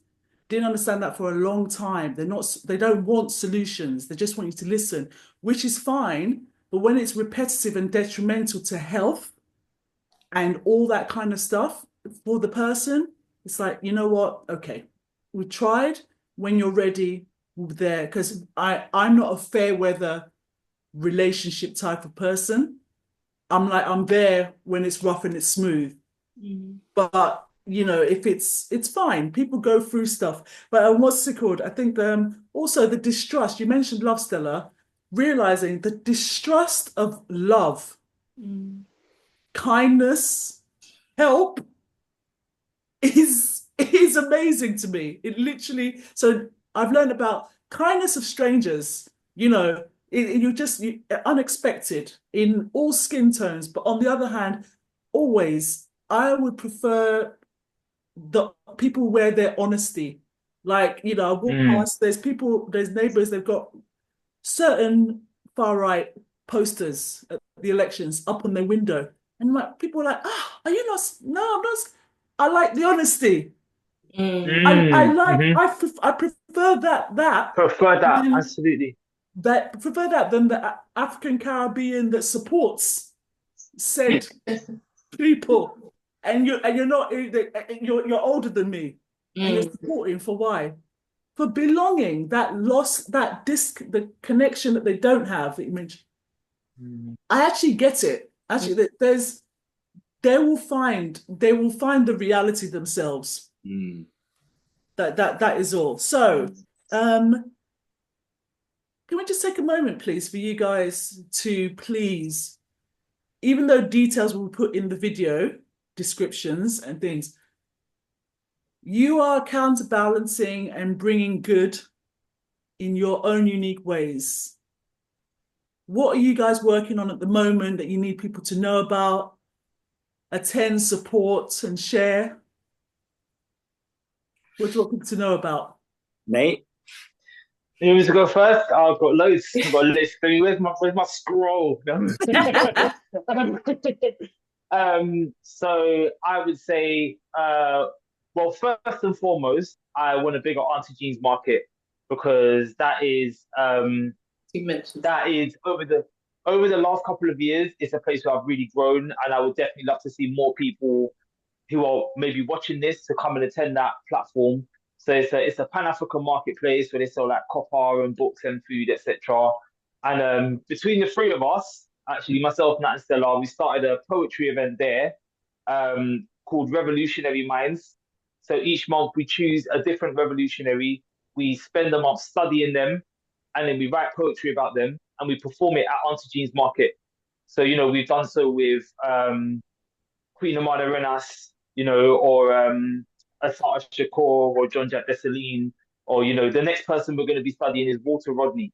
So we'll spend this month learning about Walter Rodney in whatever way, like I've grabbed one of his books. But, you can watch something on YouTube or listen to him speak and just give the month to learning about him or learning something about him, to channeling his energy and then to channel it creatively. I would really encourage anybody to come and support that movement that we're doing. And even if you can't come and be there in person, do it yourself. Do it, take it to your own community and do it with your own people. Start a book study group, and each month just choose someone, study them, and talk about it with your friends, because the value that I've got from just being proactive over the last couple of years in that regard has been astronomical. And on that topic of astronomy, see the segue like how you did that. Yeah. That was a great segue. That was a great segue. So yeah, I am also an astrologer, as I mentioned at the beginning. The first event, the event I was running before the Revolutionary Man's event, is called Conversations with the Constellations. Oh, I should probably talk about where and when as well, actually. So Auntie G's Market is the third Sunday of every month, and it is currently in London Bridge at Magdalen Hall. The other event is called Conversations with the Constellations. So again, it's a monthly event, and all of the performers are of a certain star sign. So during Gemini season, only Geminis can perform on the stage. Anyone can attend, but only Geminis can perform. So I'll do my little research on Gemini. Gemini is ruled by this planet. This is some of the African history. This is some of the, maybe some of the Greek history. This is some of the astronomical associations. And this is how it all comes together. And then I'll do that, my little 1 hour presentation. And then all of the performers are Geminis, and I'll do the next one. I'll do it with Cancer. I'll do it with Leo. I'll do it with Virgo. I'll do it with Capricorn, Aquarius. Aquarius is next. So that is on the first Sunday of every month. And that one is in Hackney, Homerton side. So it's a Wells Space Community Centre. You can find it on Instagram, C with the C, which is short for Conversations with the Constellations. I have loads of other things that I'm doing, but I guess those are probably the two main ones that I want to plug. We'll list everything, Yeah, and that's cool. I just really wanted to, because sorry, before Nat and Stella share that kind of thing, Stella and Nat kindly put Nate forward as a guest, which I'm very glad about. And what's it called? Quickly looked up, didn't get a chance to look at everything, but there was some things that you guys really need to check out to give you a little taster of the immense talents these three stars have, basically. I think it was, there's Africa. Is it a piece by Nate, the lyricist? And it was one line that I like: life force of a god in the body of an archetype. Was my favorite bars from that. Yeah. Amazing. Thank you. And there was also filled my time with peace because I am feared, which was another one that was really, really good. Okay. Yes. I saw that, and all kinds of things, and we'll share links and things like that. But that's just, no, you're right to mention that. I have got music out, so check me out on Spotify, YouTube, Nate the Lyricist. I've got loads of music, and I intend on releasing a lot more this year. So, follow me on Instagram, follow the journey, show any support there. Thank you for mentioning that, Aleakwe. I appreciate that. Yeah. I love, as I said, I love words that are put together by these unearthly beings that have gifted this part of a galaxy, basically. Stella and That Nat. was an amazing segue. That was amazing. That was amazing. Isn't that scripted? That was so smooth. You know, if that was basketball or football, it would be recorded and it would be like the highlight reels of like segues. That was an assist. We have an open goal now, like open goal. Like you cannot miss. It's impossible to miss.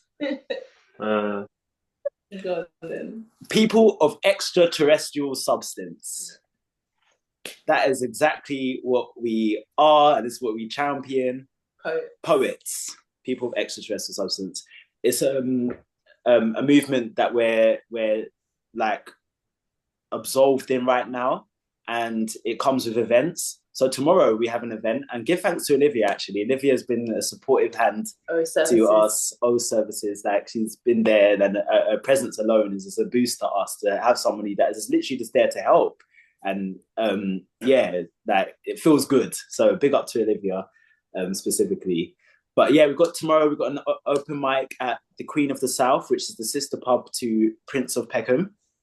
Black owned, doing very well. Every third Tuesday. So after Auntie Jean's, then Poetic Temple happens. And yeah, we have a cipher. This is a cipher. We just go around and share poetry for like 3 hours. Just keep going.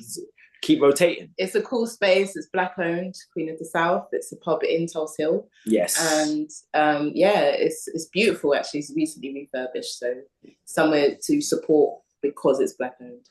And then we have Innuendo, but that's at Soho House as a private event, so not everyone can come. But there's an opportunity for us to talk on the matters of sex, talk of connection, attraction, love, and the vastness of what sex actually is. So we're going to be sharing a lot of content on the socials and stuff in regards to that. We've got artwork from Stella coming in regards to that. Both of us have got an abundance of poetry that we want to share, and that it's a like opportunity for people to see us in a different kind of way that they normally it's or esoteric, astrological, magical, lyrical, but we're going like in a place where we want people to explore their inner worlds, their inner sexual worlds, essentially. So the innuendo is that, and we'll see where that can take us to, because you know, in terms of this capitalist world we're in, we can see that one can like positive capitalism. We can see how we can generate a lot of money from it, but we can also drive people towards living a more healthier life, learning about themselves and learning about their partners in a great way, or their potential partners in a great way. So that's that. And then the very next day, we've got Poetic Temple again at the Africa Center. So this is a part of a 6-part series that might become a 7, or it is become a 7, sorry. But it's themed. And essentially, it's tied in with the Africa Center's fundraiser. They're seeking to make, I think it's 6 million they're seeking to make. And that is to assist them to prosper. So the way I look at things is that we have the Africa Center. It was given to us in the 60s because of bad behavior, but we have it, and we have it in perpetuity. It's in law, like that's what it is, contracted. We have it in perpetuity. And the way I see it as, okay, we have the Africa Center. The Chinese, they have Chinatown. And the disparity between Africa Center and Chinatown is huge. So what I mean is that if we're looking to generate 6 million, I imagine in my head that Chinatown is making that in a day, like because of the amount of money. And then when I looked into Chinatown, I realized, there's loads of Chinatowns around the UK. It's not just in London. I thought it was just London. There's loads. I didn't even know that, so I didn't even know that. What? I found this out the other day. There's not So when we're saying things like we use self-deprecating things, where there's only 3% of us, there's less than 1% of Chinese people in this country, and they've got a Chinatown. So the way I see it is like Africa Center should be our version of that. And so we're just playing our part. Stella came up with the themes. the theme this month is going to be, or the next month is going to be Mansa's Gold. And I love that theme because Mansa Musa, well, Mansa, as we know, is king. So that Mansa doesn't refer to Mansa Musa. Really, there's a whole lot of Mansas, but Mansa Musa is the most famous of them all because he's the richest of all time. But you talk to the average, even us, the average black person, average African person, they don't know who Mansa Musa is. I was like, the information was more getting out there, like around Black Pantherish times, 2018, more and more people hearing about it. But they've done a whole reverse and reset on everything. So we don't know about Mansa Musa. I was talking to a sister and I was like, and a couple of them, I was like, yo, do you know Mansa Musa? Or in conversation, Mansa Musa, like, who's that? And I had to get them up the BBC article, which says his wealth is indescribable. Like, so anyway, the whole point of these themes is to encourage a mindset of abundance. And through our art, we will be manifesting wealth. We are an abundant people. We're from an abundant land. Yeah. So our language code and the way we are, our mindsets, our being should be abundant. When we call ourselves kings and queens, it's it should be taken as seriously as the words that we're putting upon ourselves. So we operate as if this world is actually ours, not somebody else's. We're not just to be, the narrative of us shouldn't just be limited to what has been designed by our enemies. Like, let's reset that. As artists, we have the power to craft our own narrative. And that's exactly what we're doing with this 6-part series. So on the 12th of February, Mansa's Gold, Poetic Temple at the Africa Center is going to be a magical experience. If you're going to come there, you're going to leave there with elements of yourself that you didn't know you had. And you're going to walk this earth like the king and the queen that you are. So that's coming the 12th. And that's the main focus right now. So I won't even say anymore because then it just gets too much. But yeah, we've got those 2 events. But I love that because you did actually tie into what I was trying to say, thinking of the key thing. All of the things are not to be missed. These events, these HARTS, as Stella and Nat call it, it does, oh, hello. It does come from hearts. Their art comes from their heart. And it's literally as they're walking with purpose, and it is positive, not non-toxic, in the sense that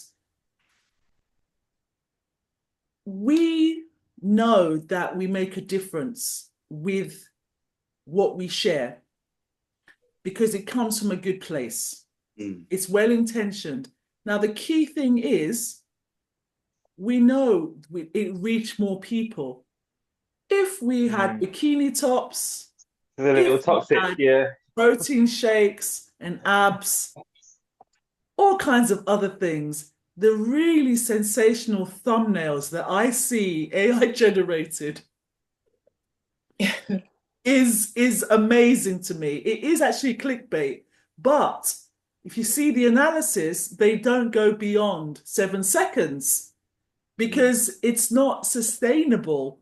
It's people are like this. Now, what's really key is that, okay, most of the things people look into are whether it's for prayer points, prosperity prayer, money, cash, prizes, status, cars, gaming, all this stuff.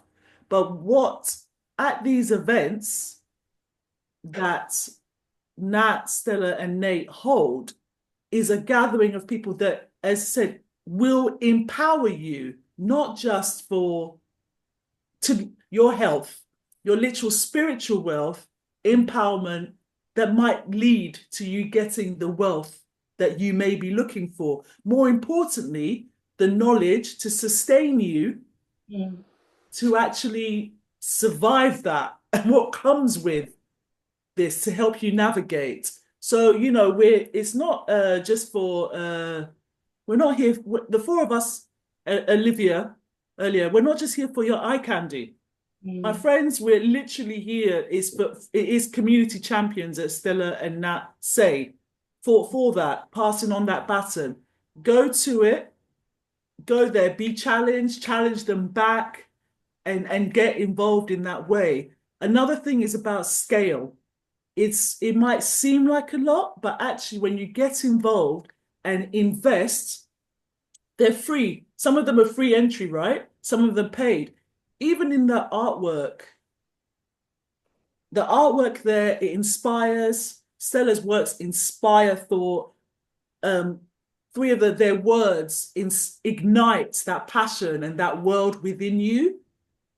Whatever job that you're in, my friend, we know you're sleeping on the computer looking for other jobs.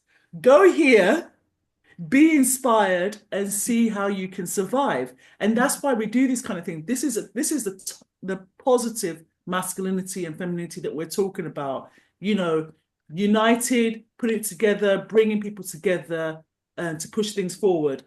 Really, really quick things to wrap up on, because I think we need to do a part 2. But I feel you guys need to share one last positive word. It can be a line from any of your poetry. It could be a quote from any of your heroes and sheroes to wrap this up. Anything you guys want to say?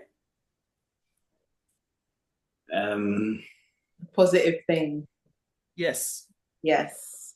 I can go. I'll go on. You guys need a minute to think. I'll go on.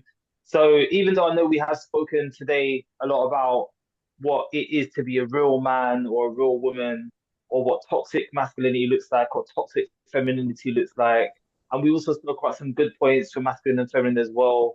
I think, Nat probably encapsulated it earlier, like really well. But what I would say is we need each other. You know, we absolutely do need each other. And it really does fill my heart when I see like men and women supporting each other and building with each other and being power couples. Do you know what I'm saying? Like, and when I see us in a healthy way, when I see us in a positive way, when I see us in like a positive representation, you know, it I think that we need so much more of that. And no, do you know what? We do need more of that. But what I want to say is we have a lot of it, you know? So we have a lot of that in our community and around the place. It exists. It is absolutely there. There are plenty of married couples, you know? Don't let the internet turn you into thinking that you're not high value because you got one child and you're 35 and whatever. Do you know what I mean? Like, and you work in McDonald's. Certain people, they became millionaires at the age of 40. You know, Yes. certain people made amazing discoveries at the age of 50, you know, so don't worry about none of that. Forget everything and just be the best version of yourself. And as Nat said earlier, you know, find someone that can love you when you're at your, so that they can get you when you're at your sexy six pack. You know what I mean? You know, so they can get you at your best. Yeah. Find someone that can love you. Find someone that you can love when they're, you know, while they're going through their cycle, so that you can see all parts of them. That is the goal. That is what I think the goal is, really. So yeah. Yeah. Excellent. Yeah. Very well put. I think he's got it. Yeah. My friends, 6-packs. There are also stout packs. There are. They're coming in 2 packs. Well, that's what I'm working. I'm working on one pack at the minute. So you know. My friend, me too, and I'm proud. I don't get it. That was. I want to thank you so much for your time, and I know you guys are busy. We'll do another part to this. We welcome your comments and everything like that. We'll put everything in the videos. Peace out to everyone. Stay safe. Look after yourselves. Thank you. Thank you for having us. Anytime. Thank you. Peace. Big up, Nate. Big up, Olivia, for when you see this.